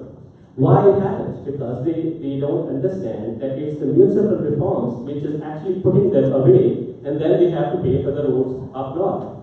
So I would not be supporting any more sprawl. I would be supporting further infrastructure, which already is deteriorating. Thank you, Mohammed. John. Thanks, Wayne, for the question. A lot of roads are underbuilt for Durham region. We have a lot of roads that need connectivity. There's Town Line Road in Clarington and Curtis, for instance, that's not connected all the way through. So we have a huge problem with access and egress across our own roads in Durham region, let alone the congestion that we have on the 401. Specifically to your road, one of the things that we need to do is the region needs to do a better job consulting with the local municipality on the growth in the area and the size of the road that's necessary and the services that have to go underneath that road, and work with the local area municipality, because the local area municipality has their local roads that attach to the regional roads. One of the things that we can do, though, is to free up some money for road rationalization across Durham region. And this has been going on for about 20 years. And when you take a look at, for instance, the city of Oshawa, many of the roads that they have, Park Road and so on, are not regional roads. They should be local roads. So as part of who does what and road rationalization, they've done some of it, but they haven't done it to the extent where the region are looking after the roads that are purely regional and the local municipality are looking after the roads that are purely local. Your tax dollars shouldn't be paying for local roads in the city of Oshawa. It's absolutely unacceptable. So if we do a road rationalization report, if we work with our local municipality, grab our funds from some of the rationalization that we have, then I think that bigger role that the region could take with respect to transportation, especially in those two areas that you mentioned, can happen. Thank you, Jeff. Peter. This is a common problem. We've ran into it, the same question. And on every debate and every town, city we come into, we run into the same. Someone comes up, mentions a corner, mentions a street, mentions a new road joining an old road, and it is a problem. It is a problem. And it all comes down, as mentioned, I think Tom mentioned, about infrastructure, and that's true. And what we have to do is get knocking on the provincial doors. Some of these other government, you know, the federal or provincial, mainly the provincial, we got to have someone knocking on their door trying to get those grants. There's grants out there for all of these things, okay? We have to get moving on it. Roger, and he did a good job of it, but we need to do a better job when it comes to the region to be looking for funds for our road, period. Thank you, Peter. John Henry. So during the last provincial election, we lobbied the candidates to make sure that they were on our side to remove the tolls on the 412 and the 418. Why should Durham region be the only region in all Ontario that pays a toll to get to a toll road? Yep. So we have a commitment from those candidates to help us, but we've also recently met with the Premier to talk about that very issue. But when you talk about roads, Durham region is huge. It's half the size of Prince Edward Island, and this year in our budget, $92.8 million capital investment in roads, $7.4 million in bridges, 27.7 in road expansion, 32 million related to the Highway 407, 11.7 million to traffic control and other items, $12.8 million, and an additional 2.4 kilometers of cycling infrastructure on regional roads. Roads are a huge, huge part of Durham region, moving goods, people, and services effectively. If you're sitting on the 401 and staring at the bumper of the car in front of you when you should be home having dinner with your family, that doesn't make sense. And when you have a 4-hour commute every day, that does not make sense. So we need to do a better job. We need to move cars off the road by getting the GO train all the way out to Clarington. But in the morning, you shouldn't be stuck in Pickering getting on the train when there's no place to sit as well. Yep. You know, it's about being able to move people effectively. We do invest a lot of money in roads each and every year, but we need to invest wisely and effectively and efficiently and respectfully. $92.8 million of your regional tax dollars are invested in roads and bridges in Durham region this year. Thank you, Joe. Thank you for that question. Number 7, please. Number 7. Come on down.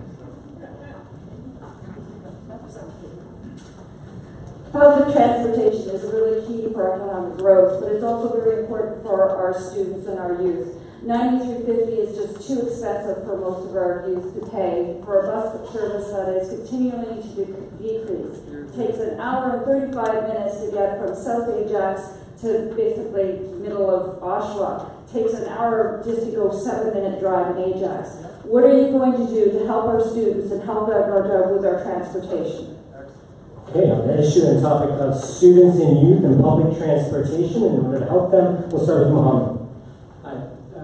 I've actually spoken to that issue a month ago, and I said that we have to at least match and have free transport for the students under 12, if comparing with tomorrow, or we should actually go ahead and become more progressive and go ahead and not charge fares to anybody who is 16 or under. And I can tell you the reason. It is a culture, if you have a culture of using public transport, if you can nurture our culture, we can create a society which would be built on relying on public transport. And again, the issues would come back. We went to Uxbridge, they were telling us there are so many buses coming to our streets, why are there so many buses? They were actually complaining that there are empty buses and empty roads. I truly agree with that. We have been sending buses to remote communities and not to the little ones which we should be nurturing here. I do not support sprawl. I support investment, private investment for transportation up north. I support students getting on buses without any fare, and that is an inalienable right in my position. And I think we have been lagging behind for no reason. Thank you, Mohammed. Thank you for the question. Durham Region last year pretty much doubled the cost of transit fare for students. It's something that I will roll back with council. One of the things that we've seen is a decrease in ridership as well. The whole way that transit works is with an increase in ridership. I also plan to make kids ride free, as they've done in the Toronto Transit Commission, which is increased ridership tremendously and increased revenues. Let me give you an example. Durham Region does not run transit appropriately. I'll give the best example is Brock Township and some of the northern townships. They pay $1 million for their transit service, which is basically an empty bus that runs around the town. They have 25 average riders per week for $1 million a year. That's $40,000 a person. We could buy them a brand new General Motors car and put the fuel in it for an entire year. So they know this. They would like to see rideshare programs, but this is where we can free up some of the transit cash in order to make transit more accessible and as a better option and a faster option in Durham Region. I'm working on, with the chairman of the Toronto Transit Commission, Josh Cole, one of my very good friends, about using some of the examples that have worked within the TTC and increasing ridership. I'm looking at building a bus rapid transit from Oshawa Centre to Scarborough Town Centre, and from Pickering Town Centre to Scarborough Campus, Pickering Town Centre to Scarborough Town Centre as well. There's some red-eye services that we can put in place for students as well that are absolutely necessary, so they're not spending all day on a bus. So these are the types of things that we have to establish, and Durham Region can do a much better job with transit as it can with spending its money on transit. Thanks, John. I think these numbers, I just love the way these politicians throw out numbers. And when it comes to the transit, I hear different numbers from every politician going. This year it's up, oh no, it's down. And then I hear them arguing back and forth. Oh, here's my numbers. I got it from this study and another study. Bottom line is, I think it was mentioned, what we should do here is set a certain age, give them that free bus ride. There's some boards, whether it's Catholic or the public, one buys their students the pass for the year, the other one doesn't, and all we do is argue about it. Set an age, let them ride free at a certain age, and let's get going with it. We do these studies back and forth, and it's all BS when it comes to up and down ridership.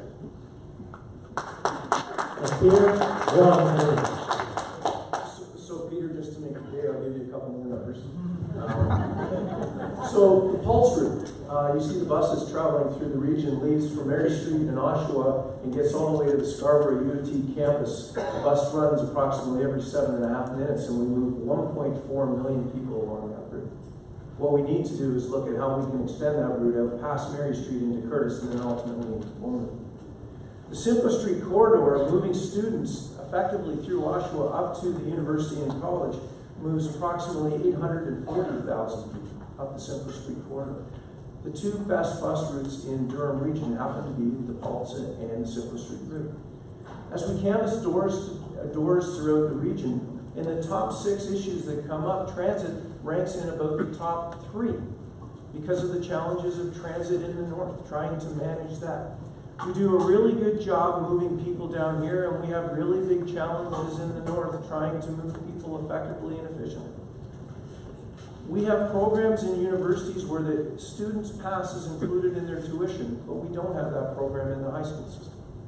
There are ways to work around with the money that is given to the university or given to the high school system to to improve transit for young people, but it only comes from working together. No matter where you come from in the region, you're going to have a representative on Durham Region Transit. And I can tell you as your chair, I will have the person that runs Durham Transit here to talk to you and to listen to your concerns, along with the chief of police, because you deserve those town hall meetings.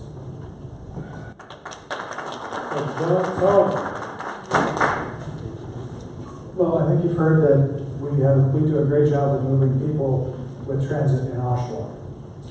Where we fall short is moving students from Boltonville, Newcastle, and surrounding areas on direct bus routes to UOIT for college. Some of these students are spending hours on buses and having to transfer multiple buses, and it's simply not fair. We spend, and I'm going to hit you with some numbers, $55.8 million on transit, and that's an increase of 7.5% this year of an additional $3.9 million. We spend an awful lot on transit. We have projected capital expenses of $300 million for transit over the next 9 years. But we also have $12.6 million in a reserve fund for transit and a second reserve fund of transit capital of $30 million. We have money there. If we have this money sitting in reserve funds, why are we raising the money raising the fees on our students? It doesn't make sense to me. If we have that much money sitting in reserves, we should be able to reduce those fees and give our students a break, give our seniors a break. We need to invest in transit. We need to invest wisely in transit. We do have a transit plan. It's comprehensive. But we need to review it, and we need to talk to people that actually utilize it, and even more so, talk to the people driving the buses. If you want to know how to fix or where the problems are in transit, talk to the people driving the buses. If you want to find out what's wrong with the medical system, talk to the nurses. Don't talk to the people sitting up in the offices. So we can fix transit. We can invest wisely in transit. We can address these issues. But we have to make it a priority, and we have to focus on it. Thank you, Tom. Thanks for the question. Before we move into the next question, we're going to do a little bit of a practice vote. But it's not going to be online. We can do 2 more questions and hit our 9 p.m. deadline, or we can do 4 questions and go a bit over to about 9:20. So all in favor of going over, just show me a raise of hands, please. Great, so we'll do 4 more questions. And so we're at number 8, I believe. All right. Hi. I love that you guys touched on the criminal aspect of Toronto, because I grew up in Scarborough and I went to Borden. And when I was 18, I moved to Oshawa, pretty much. I moved to Pickering when I was 15, sorry. So not many people know that I taught adults in Scarborough where all these gangsters from every country are fighting over turf, which is called Scarborough, right? The question to you is quickly, I taught the Ontario Building Code, I wrote curriculum myself with a partner for the education system. Question is, will you go after the gangsters, which are the real estate agents, that have all these slumlord buildings where people are dying? What are you going to do about that? Okay, so in regards to the real estate agents, and it's properties that are not being taken care of? Just answer that question, please. Can I do that, Mike? Is it for properties that aren't being taken care of? I shouldn't have said real estate agents because it could be anybody with a shitload of money that is So real estate putting smoke investment. alarms in buildings. So real estate investment. Thanks. We'll start with John Bunn. Thank you for the question. I think one of the things is that we, even in this era of trying to create affordable housing, is we do have some very poor accommodations, and we need to have a rent standard, and we need to have a standard for these accommodations for people, something where we ensure that there's working toilets, where the electricity is upgraded. And I think that by putting in a bylaw to ensure that we have appropriate rental units is absolutely essential. And I agree with you on the building code, and every one of the new units should be inspected.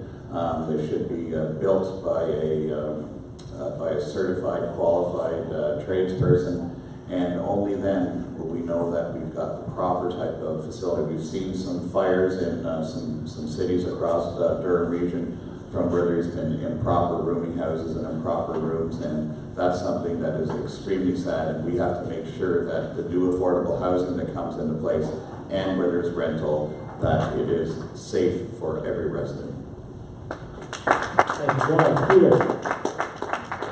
I know about Scarborough, Ken. I worked at a boys club and I ran basketball leagues in Scarborough when I was in my 20s. I worked out of Scarborough, I worked out of South Oshawa. I know youth.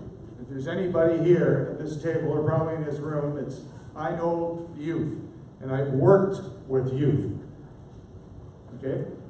And I know what Ken's talking about, especially when it comes to real estate agents, because, you know, everybody's got a real estate license these days. And there's 50,000 realtors out there, so, and they're all crooks, so. No, I'm just kidding there. I'm just kidding. But, Ken, you got a point, but the only problem that we're dealing here is, again, we're getting into zoning. That's the problem, is the zoning aspect. And this is where it comes down, and we discussed it this morning. What can we do about zoning? And you got to think outside the box. There's pieces of property, industrial pieces. There's shopping centers that have huge parking lots. What we can do is help the municipalities zone these pieces of property so we can get affordable housing in them. This is our problem. It's the affordable housing. Okay? And that's where it starts. And up in Toronto, they have a huge problem going on right now. It's the housing developments. Thank you. Thank you, Peter. John. So Ken, I think the crux to your question is that landlords that look at residents as dollar symbols instead of people. Is that what you're talking about? Well, I'd like to actually... Well, no, we're not going to turn this into discussion. Sorry, so we're just going to go kind of... So the existing rules in place in all municipalities related to the Ontario Building Code, property standards, and fire codes already exist. The challenge is finding and enforcing the homes that aren't coming in and getting building permits. So the answer to your question is yes. It needs to be enforced and they need to be dealt with. Thank you, John. Tom. Well, first off, I'll say I don't think the issue is the real estate agents. I think the issue are people that are taking advantage of people and putting too many people in certain buildings and not investing to maintain those buildings and leaving them living in a very low standard. It's happening all across the region. But the way to address it is through inspections. And the fire department does do inspections for smoke alarms. The problem we have is when you understaff your fire department and you don't allow them to have the staffing to actively go out and do exactly what you're asking for. So we need to make sure that we advocate for our fire departments, make sure they're properly staffed, make sure that we are not stretching them beyond safety. Making sure they have the tools and the resources that they need so that they can keep us safe and so that we can prevent these types of fires and save people's lives. Again, this really is a simple situation in that when you don't have firemen, you don't get inspections. So we have to staff properly, we have to identify these buildings, have a way of reporting it, and actually follow up to make sure that the inspections are being conducted and the repairs and the fire code is being met. I think it's obvious that there is a huge problem of a lot of bylaws. I never supported more bylaws. I've never supported more regulations. I think it would create just congestion on bylaw highway. So I would suggest that we just rely on the bylaws which we have and just have some more people doing some inspections, and that is the crux of the problem. And I think we should never rely on capital. We should actually allow capital to build our economy. We should encourage more capital. We should facilitate them to actually develop vertically and cut the straw That is, so I think no more bylaws, please. That is the first thing which I, as chair, I would not be supporting any more bylaws. I would only be supporting any, implementation of existing bylaws which we have. And I think the problem would be solved with influx of money with lesser regulations. And that is the only solution for it. It's the reason, not the rage, which would, put us out of the problems. The rage is probably the reason that we have so many bylaws. And I think not to go on the rage highway, and instead go on the reason highway, which is that implement the institutions which we have. We have so many people inspecting, these problems, and I think that's my answer. It's clear that I would not support more bylaws. Thank you, Mohammed. So moving to our third last question. A reminder, if you see the yellow card, please get straight to the question that you want the candidates to address so that they can be clear on what it is that you're asking. Gentlemen, I volunteer at a women's shelter in Ajax. I understand that Durham Region only has 4 women's shelters and that only one accepts pets. So many women will not leave a violent situation because they will not leave their pets behind. I also understand that 25% of all violent crimes are committed, are domestic violence cases, and that Durham Regional Police respond to 21 domestic calls per day. Would you please tell me, having had 3 residents in Ajax, it's a question, what will you do to increase safety for women in Durham Region and open more Durham Region shelters for women?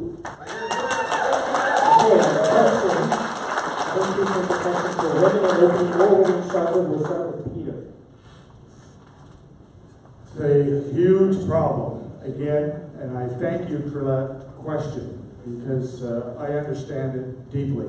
Okay, because I know there's a good number of my friends that have the same problem. We discuss it continually, all the time, and I feel for the people, or the woman and the families that have to deal with this. And again, we have the money in reserves. It's been mentioned, I don't know how many times up here, there's money in reserves for this type of thing. And you have to, again, the politicians that are, and I'm not mentioning who again, we're up here, but they've been on the council. They've been there. And this question has arisen. I have 2 brothers that are on the region, and we've discussed it many a times. There's money there, sitting there, but when it comes to the votes, they will not get the votes. So it's the chairman. If we get the chairman, when we do have a chairman, a new chairman here, we need to have a strong voice. He needs to have a strong voice. It should be we should have a she up here too. I'm surprised we don't even have 2014. Yeah, 2014 we had 2 females. I better get that straight. We have 2 females running, and unfortunately it's all males up here. Okay, and I feel for you. That's all I can say. I feel for you, and there's money sitting there for a couple more shelters. Thank you, Peter. John Henry. As a father of 2 daughters, I understand exactly what you're saying, and I worry about them as they go on in their life. But I can tell you a story that years ago, when I was a member of the Kinsman Club of Oshawa, our home for women in Oshawa on Simcoe Street, Denise House, had a challenge with safety, and we came together and built a fence around the property as a group of people. The challenge is trying to raise the money and work together to do what you're asking right now within our communities. And I am willing to do just about anything we can to do and find the money that we can to build these units for people. To have someone go home or stay in an environment that's not safe is wrong. And we deserve to do a better job, and you're absolutely right, we failed. So, as going forward, I will make a commitment to you to work with you and any organization that wants to try to come together and fund building homes for people that need a safe place to be. And I would do that here in Ajax, or I will do it in Oshawa, I'll do it in Pickering.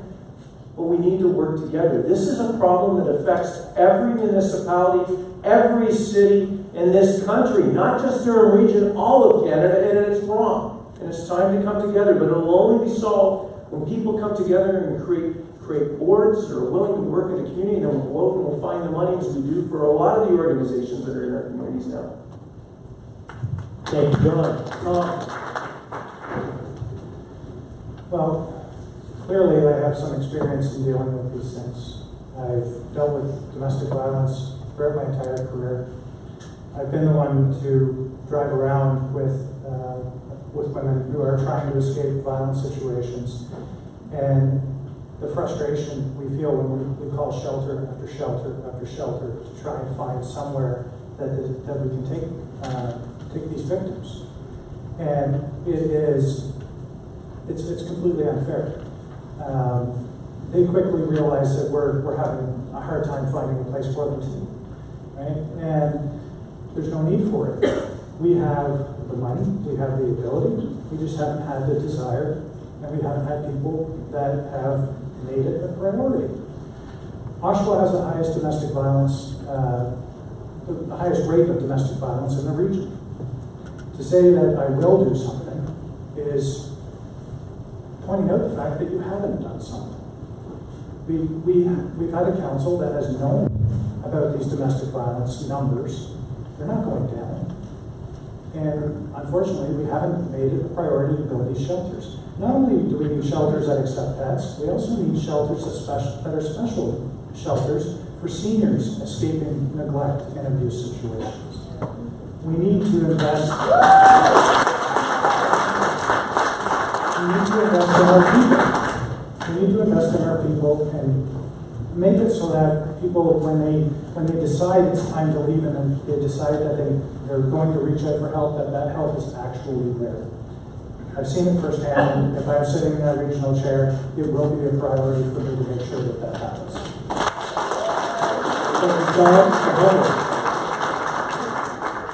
I think it's very similar to the issues of homelessness as well.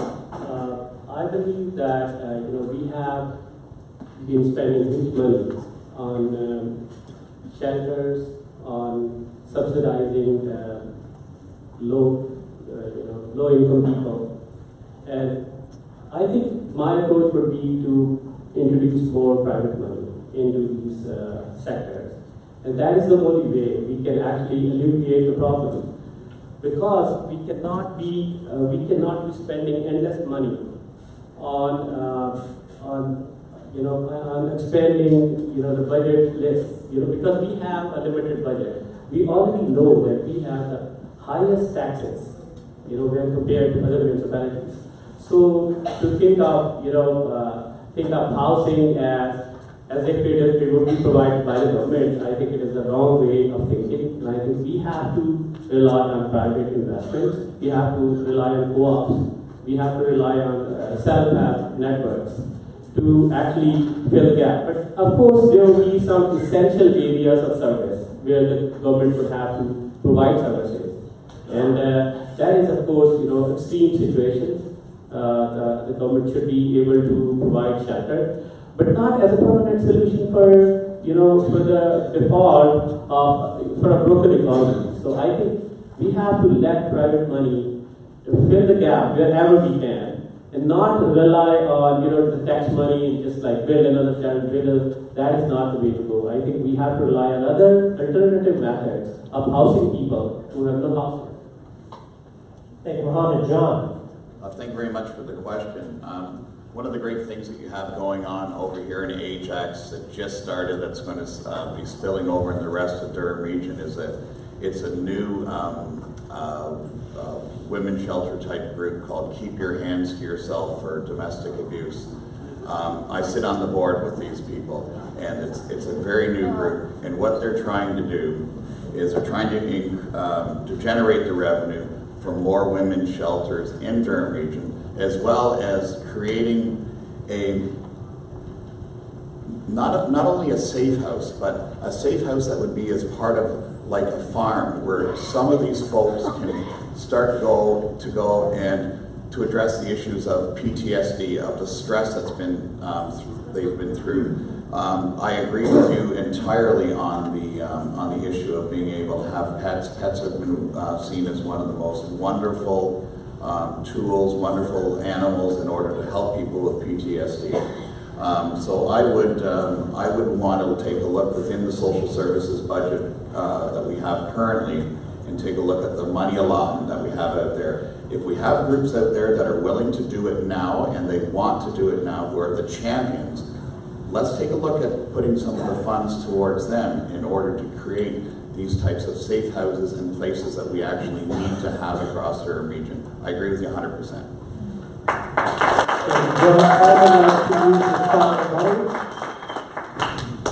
I'd like to use my final rebuttal only to point out the fact that this organization that he's referring to, it's a Facebook page. There is no, you can't be a board of directors on a Facebook page. Every grassroots organization Okay. somewhere. Please, excuse me.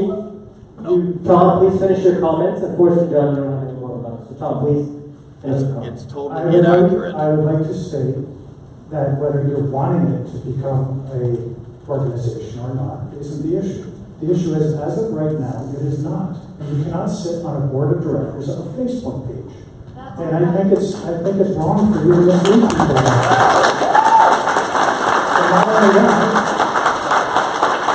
you joined this Facebook page like 2 months ago. Let's hear the rebuttal.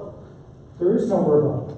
He's allowed to finish his comment. Because he knows that this is not an organization as of yet. Entirely is an organization. Okay, so they actually had an event. I'm sorry, I can't. Just based no, on I think the you rules, should allow me to rebuttal on this. No, not on this, based on our rules, okay? So I do encourage again that there can be conversation after the debate, but based on the rules I stated earlier, each candidate gets 2 rebuttals. Tom has used both, John, you used both, unfortunately, and I mentioned it when you did use the second one, so I have to move forward. I apologize for that.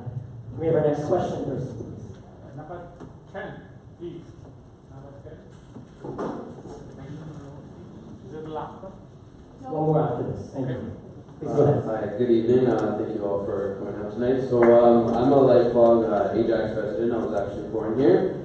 And my question is in relation to the fact that other than my first job here at Black's, I've always had to commute to Scarborough or North York or Toronto to work. And commuting is hard on a daily basis with all the traffic and the chaos that's involved.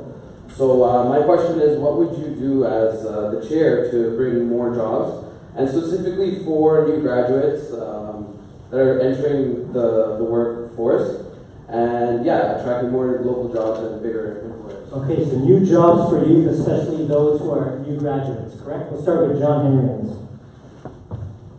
So, great question, and considering that Durham is home to 4 universities and a college, the young people here in our communities would love to live and stay here and raise their families here. That's why we have been lobbying the province. It's not a campaign promise. We've been doing this already to release the employment lands along the 407, from Brock Road to Harmony Road, and then from Harmony Road to the 115 when the road is completed. To release the employment lands and to get rid of the tolls on the 412 and the 418 to create opportunities so that Durham can be the next Mississauga. So that you can see the development that's going on along the highways in their communities, going on in these communities so we can put our young people to work. That's where we need your help. We're lobbying, we're working with the province now, but we could use your voice. Release the employment lands on the 412, 418, and 407 and allow us to create opportunities for young people right here in the region of Durham.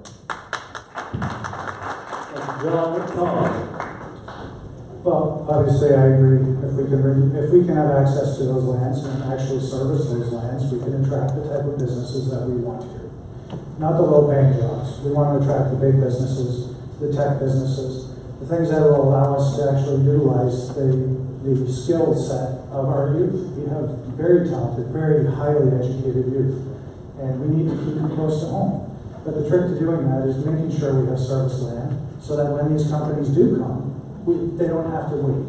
And we've lost out on businesses going to Whitby where they wanted to set up shop and they were told that it would be years before those pieces of land are actually serviced.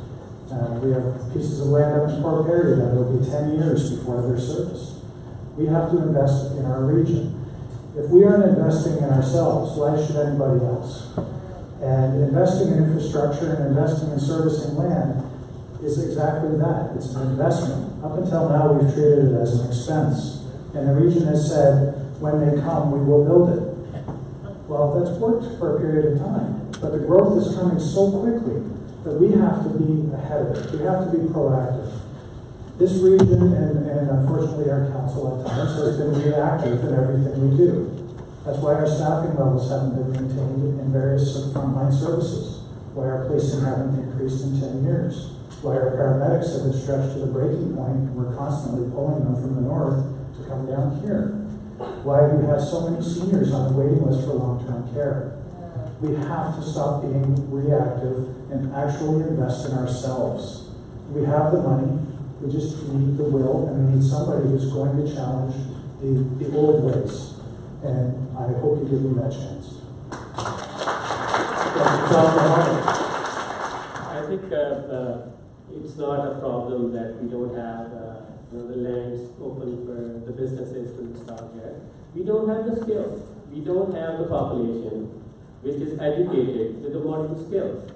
And that is, the reason stems from the old-fashioned way of thinking, because we had this Durham College just catering to the particular industries. And they have been producing students as if they are slaves for those two industries, the car industry and the nuclear industry.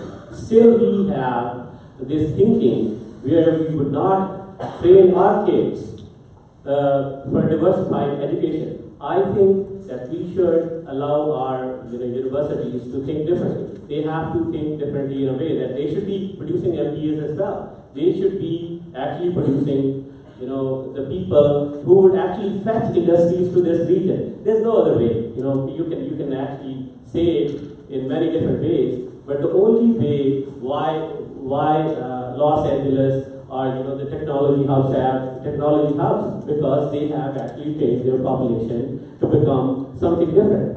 So I believe in education. And I think that is the way forward. And that has not been, I would ask here, we don't have really a real say in everything which happens. We would have only one role.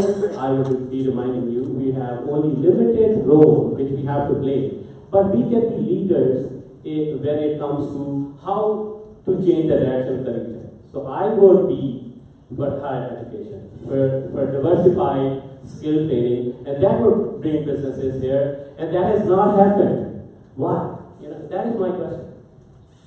Okay, thank you, Mohammed. John. Thank you.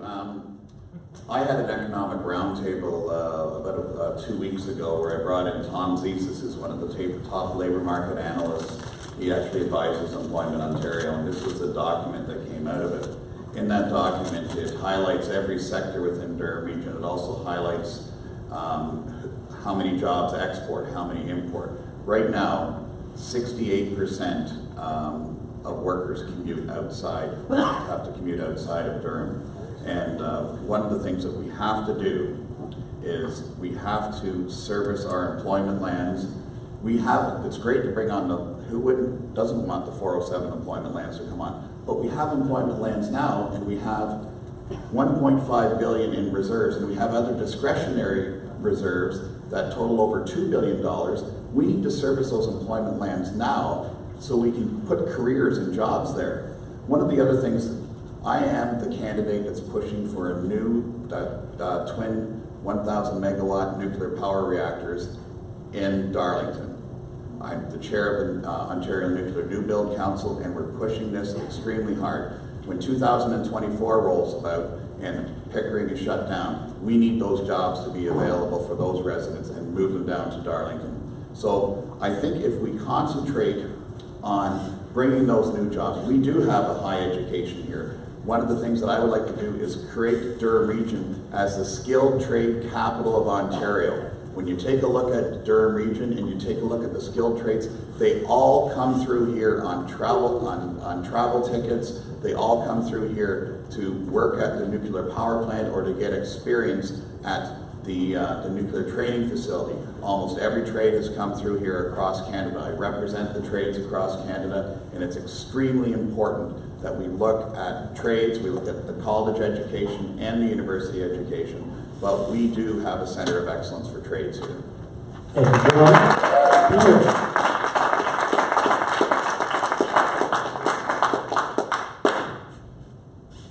I deal with this every day. I was dealing with it this afternoon. I'm sitting at the Lake Ridge interchange, and I have to deal with it. I have a customer sitting there wanting 50 acres. All he needs is 6 acres to work on. We're looking at a piece, and he says, "Peter, what can we do about this piece?" I said, "Well, let's get to the economic development. Let's start making our calls." And what happens? Nope, the zoning, the floodplain, blah, blah, blah. Ajax is probably the worst going. It's almost like a stop sign here in Ajax when it comes to the industrial available, when it comes to lots and etc. You make these calls to these economic development officers, and it's just like they don't want to talk to you. They give you, "Oh, we can't do anything. We can't do anything. That's what it is. You got to talk to Cloca and blah blah blah." And all we need is 6 acres out of the 50. That's all we need. No, it comes to an abrupt halt. And we talk about jobs. That's exactly where it starts. Somebody is not wanting to do his job. And we have to get after, whether it's the politicians again, or who's the boss of the region, but we have to get it done. We have a young guy sitting up here, and that's exactly, I get it all the time. Young people looking, they want more than the $15 an hour jobs, and I don't blame them. It used to be General Motors used to have, back in the 70s, it used to be $22 an hour. Now you go there, I think it's the starting wage is $17 an hour. What's the starting wage? 20? $20 an hour. Thanks. Well, we gotta make it happen, and it's up to the region. Thank you. Thank you. Our final question, please go ahead. Good evening, gentlemen. Sarah Lear running for Mayor of Oshawa. I've noticed John Mutton referenced twice now that Hamilton is setting precedents for managing homeless issues, and Hamilton is setting precedents for air quality issues. I'd like you to rank the 8 municipalities first in terms of financial stability as to who is setting precedent, and then I'd like you to rank them again, if required, for who's setting precedent in offering best with the social services. Yes, there's a topic of ranking in terms of social services, and what was the other? Financial stability. Financial stability. We'll start with Tom. That is an amazing question, and it's one that I can't answer. I haven't been in council enough to actually review every municipality's debt load.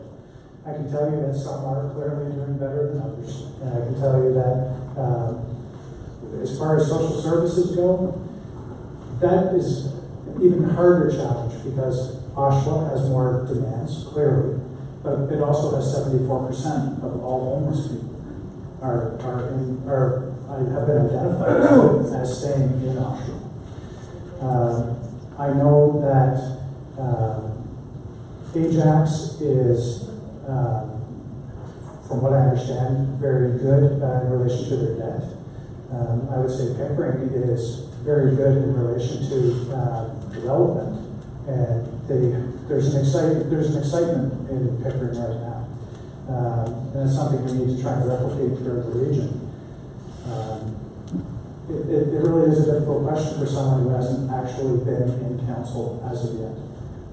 So I'll leave it at that for now. Thank you, Tom. I will be unfair for me to comment that which municipality is better, and I will be, submitting to some question which seems to be saying that Oshawa is bad, and I will be saying that. I think we have to look at this campaign as well. It has been a toxic campaign, and we we have to think beyond, these point scorings, and we have to think as collective, unit. And we have to trust the integrity of the people who put themselves out there. And I think all municipalities are equally, worse here in Durham as compared to Toronto, as compared to other regional municipalities. And the reasons we are here to make things better. And I can promise you, the only thing which I can promise you, that if I am a chair, I would think properly and resolve issues, according to science-based solutions and evidence-based solutions. But I can't be, part of a campaign which is, to malign someone. And I think we have to be reasonable. And that is more important when you're being a chair. Rage and anger and games are not the way we should run municipal governance. Municipal governance is a serious business and should not be left to, the rage and anger. And I think that is my answer to that question. Thank you, Mohammed. John. Thank you very much for the question. In fact, if I was the last answer person, I would have had it here for you. Because every year there's a BMA management study done, which takes a look at every municipality in Ontario, and what they do is they rank their tax rating. They rank their reserves and reserve funds per capita. So it basically tells you who's the most financially healthy municipality. And anyone can take a Google and go BMA management study and you'll dig it up. Obviously Oshawa has the highest taxes in Durham region, but you can look at some of the other municipalities, like the town of Whitby doesn't have any debt. That's amazing for that town. It doesn't have any debt, and you consider that they probably will moving forward with some of the growth-related initiatives.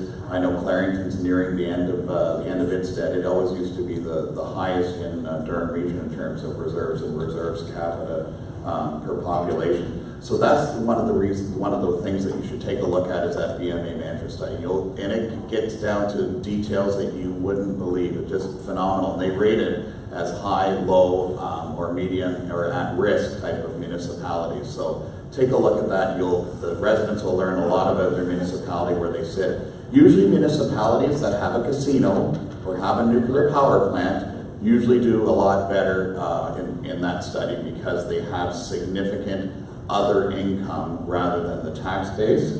And I think with respect on social services is a region-wide initiative, and I haven't seen the breakdown per city within Durham region.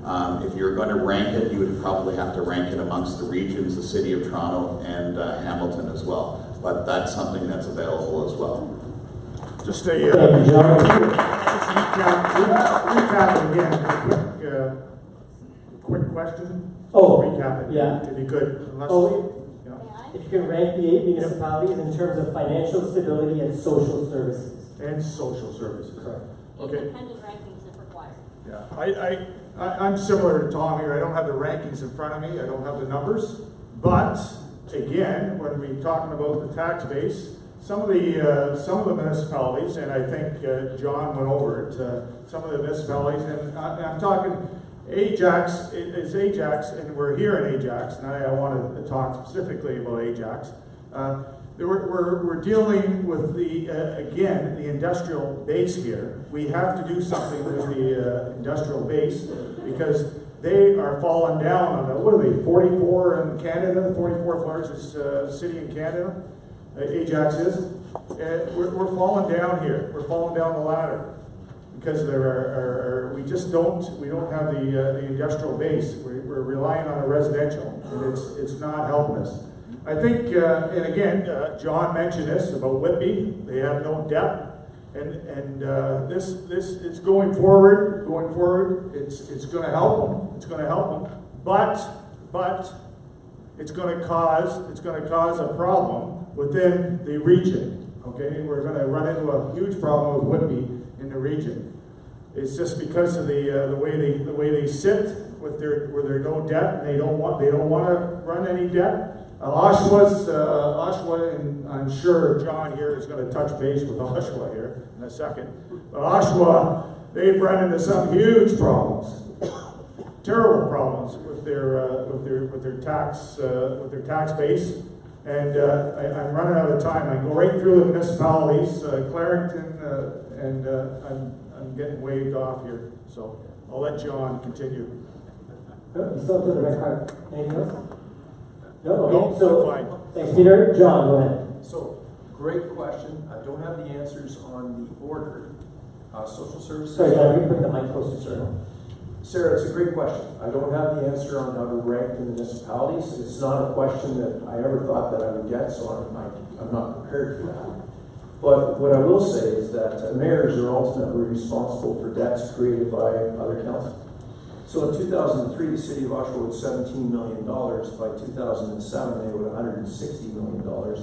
By 2018, today, we owe $79 million. And we have a strategic financial plan in place that if the next council follows it, we should be down to about $30 million by 2022. So from the debt standpoint, Oshawa has a very high debt, but we've been able to manage that, create a plan to pay it. We've improved how we deliver services within the city. We haven't cut services, and we've managed it all.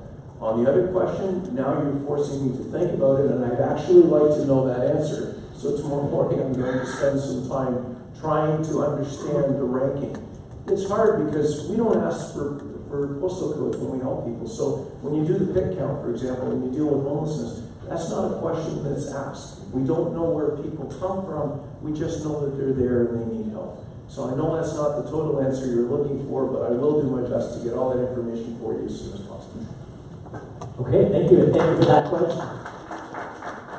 So that's the end of the audience question portion. We got through 11, so very well done, so thank you for that. We're going to move into the closing statements portion. Each candidate will get 2 minutes to make a closing statement, and we will begin with John Henry.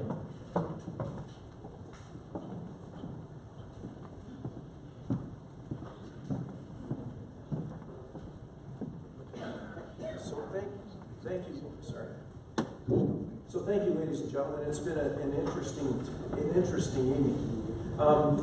You know, we've worked together as regional councillors on issues that are important, like the completion of the 407 to the 115 by 2021 and getting the GO train to Clarington by 2024.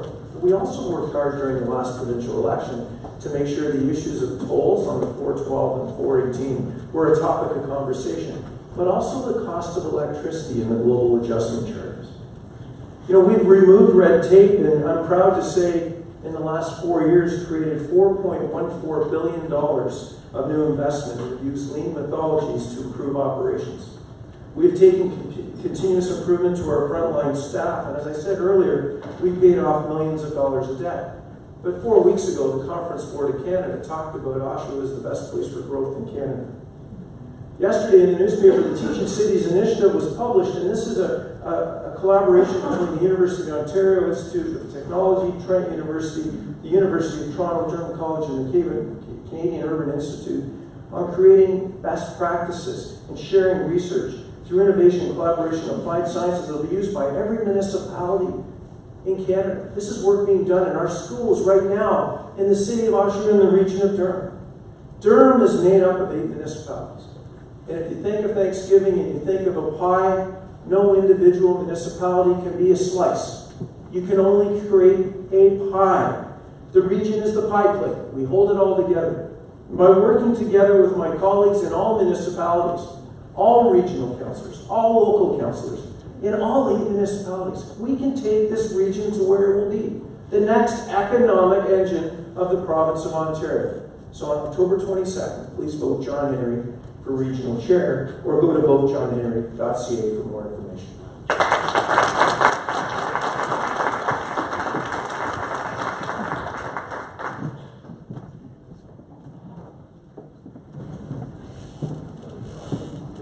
Next up, Peter. Well, we've come to the end here. Thank you. Yeah, it could be the beginning. Well, here we are looking to find out who's going to be chairman. Now, this job, and I mentioned in 2014 the same thing, this job pays $250,000 a year. The job under 250, that's 500,000. And that's this is typical of what's going on in the Durham region. They say, oh, we got to look after 750,000 people. We're a big business. Next thing you know, it's the politicians are hiding. Yeah, there's big business, all right. We have a huge problem here with some of the councillors and some of the so-called 8-year guys or girls that have been in position to do something here for quite a few years, and they're not doing it. But they're pretty smooth in getting in. They got big bucks, big budgets on this. They put their signs up. They got 15 or 20 people tailing them all the time, chasing after. They're pretty efficient getting elected. But after that, it's nothing. Nothing goes on. And it just year after year, it never quits. So it's up to you to pick it apart. You have to understand it's a trust situation. You got to trust the person, and the person up there has got to be able to. They can't go and make deals, preset deals. That's the problem. The councillors have all these preset deals with each other. So you're the ones that you have to understand. You have to see through that. And you're the only ones. And I'm glad you showed up tonight because it was an interesting night. Very interesting. And I appreciate you coming out. Thank you.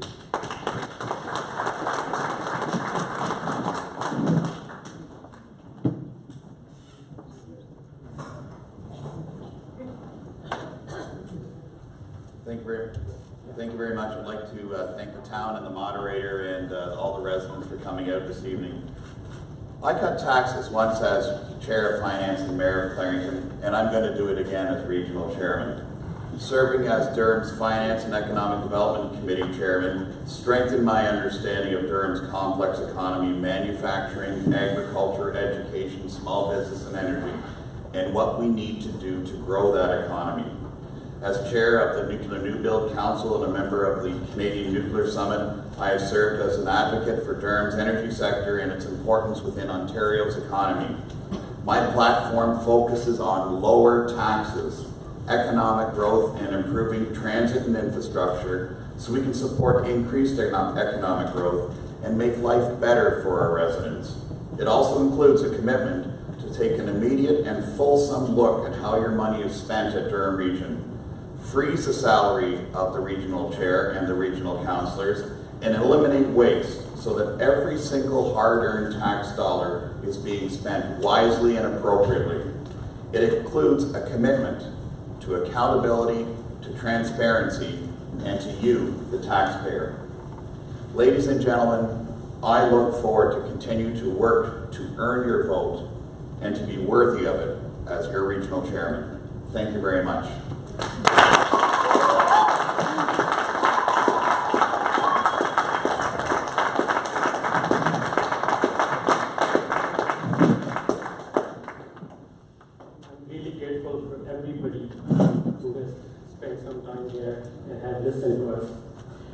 And I truly believe that this is the only way forward, that we have to think, collectively, and we have to probe, and we have to investigate our problems. So number one issue, which everybody would forget, is that we have the highest taxes already. And there's no way that with the same solutions and with the same people, you can reduce your taxes. There's no way. So I would suggest that not only you elect a new person, you elect a new direction. And I can promise you, I would give you a new direction. And I believe in new direction. The new direction is where all the rich municipalities all over the world are. They are dotted out in Asia, Japan, Tokyo. We have all progressive municipalities all over the world. I can tell you that as chair, I won't have the fulsome powers. It's not a real CEO. But I can be the leader who would change direction for this region once for all. I believe in these things, which would definitely change direction. I believe in building the airport. I believe in shutting down nuclear plants. I believe in smaller solutions like banning plastic all over, which we are using. I believe in common sense solutions here. I believe that we can change direction to higher education, to progressive modern government. We can go forward and have smart cities. We can reduce our expenses. We can amalgamate with Toronto. That is my number one goal, to be able to have amalgamation as my single agenda. And I would actually support, even if it is conservative leader up there. And I'm an institutional liberal. But I believe that it is in institutional liberalism that we go ahead with the amalgamations. And this is, you can elect a new direction. That is with me. Thanks, bye.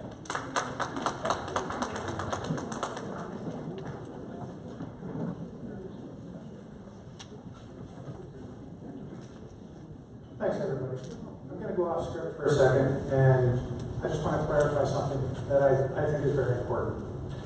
This young lady who is creating that group, or keep your hands to yourself, I think she's doing something that's very special, and I think she should be commended for it. And I watched her video and her live stream when she was announcing it, and I hope that she's successful, and I wish her all the best in what she's trying to do, because I think it's important. I just don't want it to be misrepresented for what it will be, because it isn't there yet.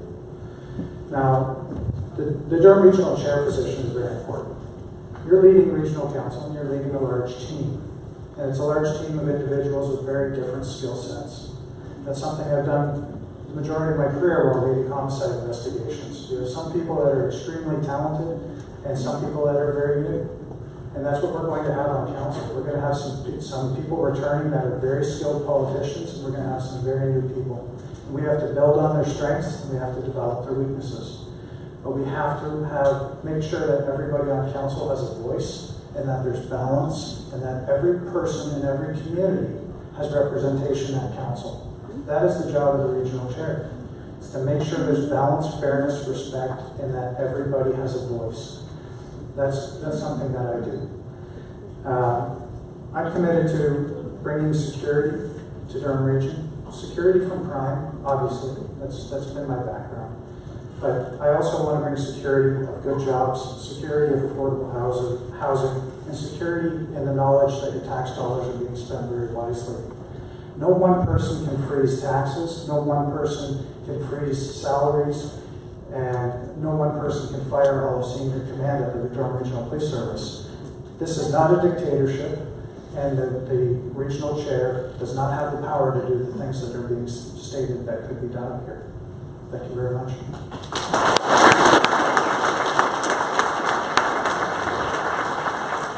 Let's give our candidates another round of applause. And let's give all of you a round of applause for coming out tonight and asking your questions. We really appreciate it. Once again, October 15th to October 22nd is your chance to vote anywhere, anytime online. For more information, check out ajax.ca. Once again, on behalf of Colleen, Amar, myself, and the whole organizing team, thank you for coming out tonight. We really appreciate it. Thank you. And have a safe ride home and enjoy your evening.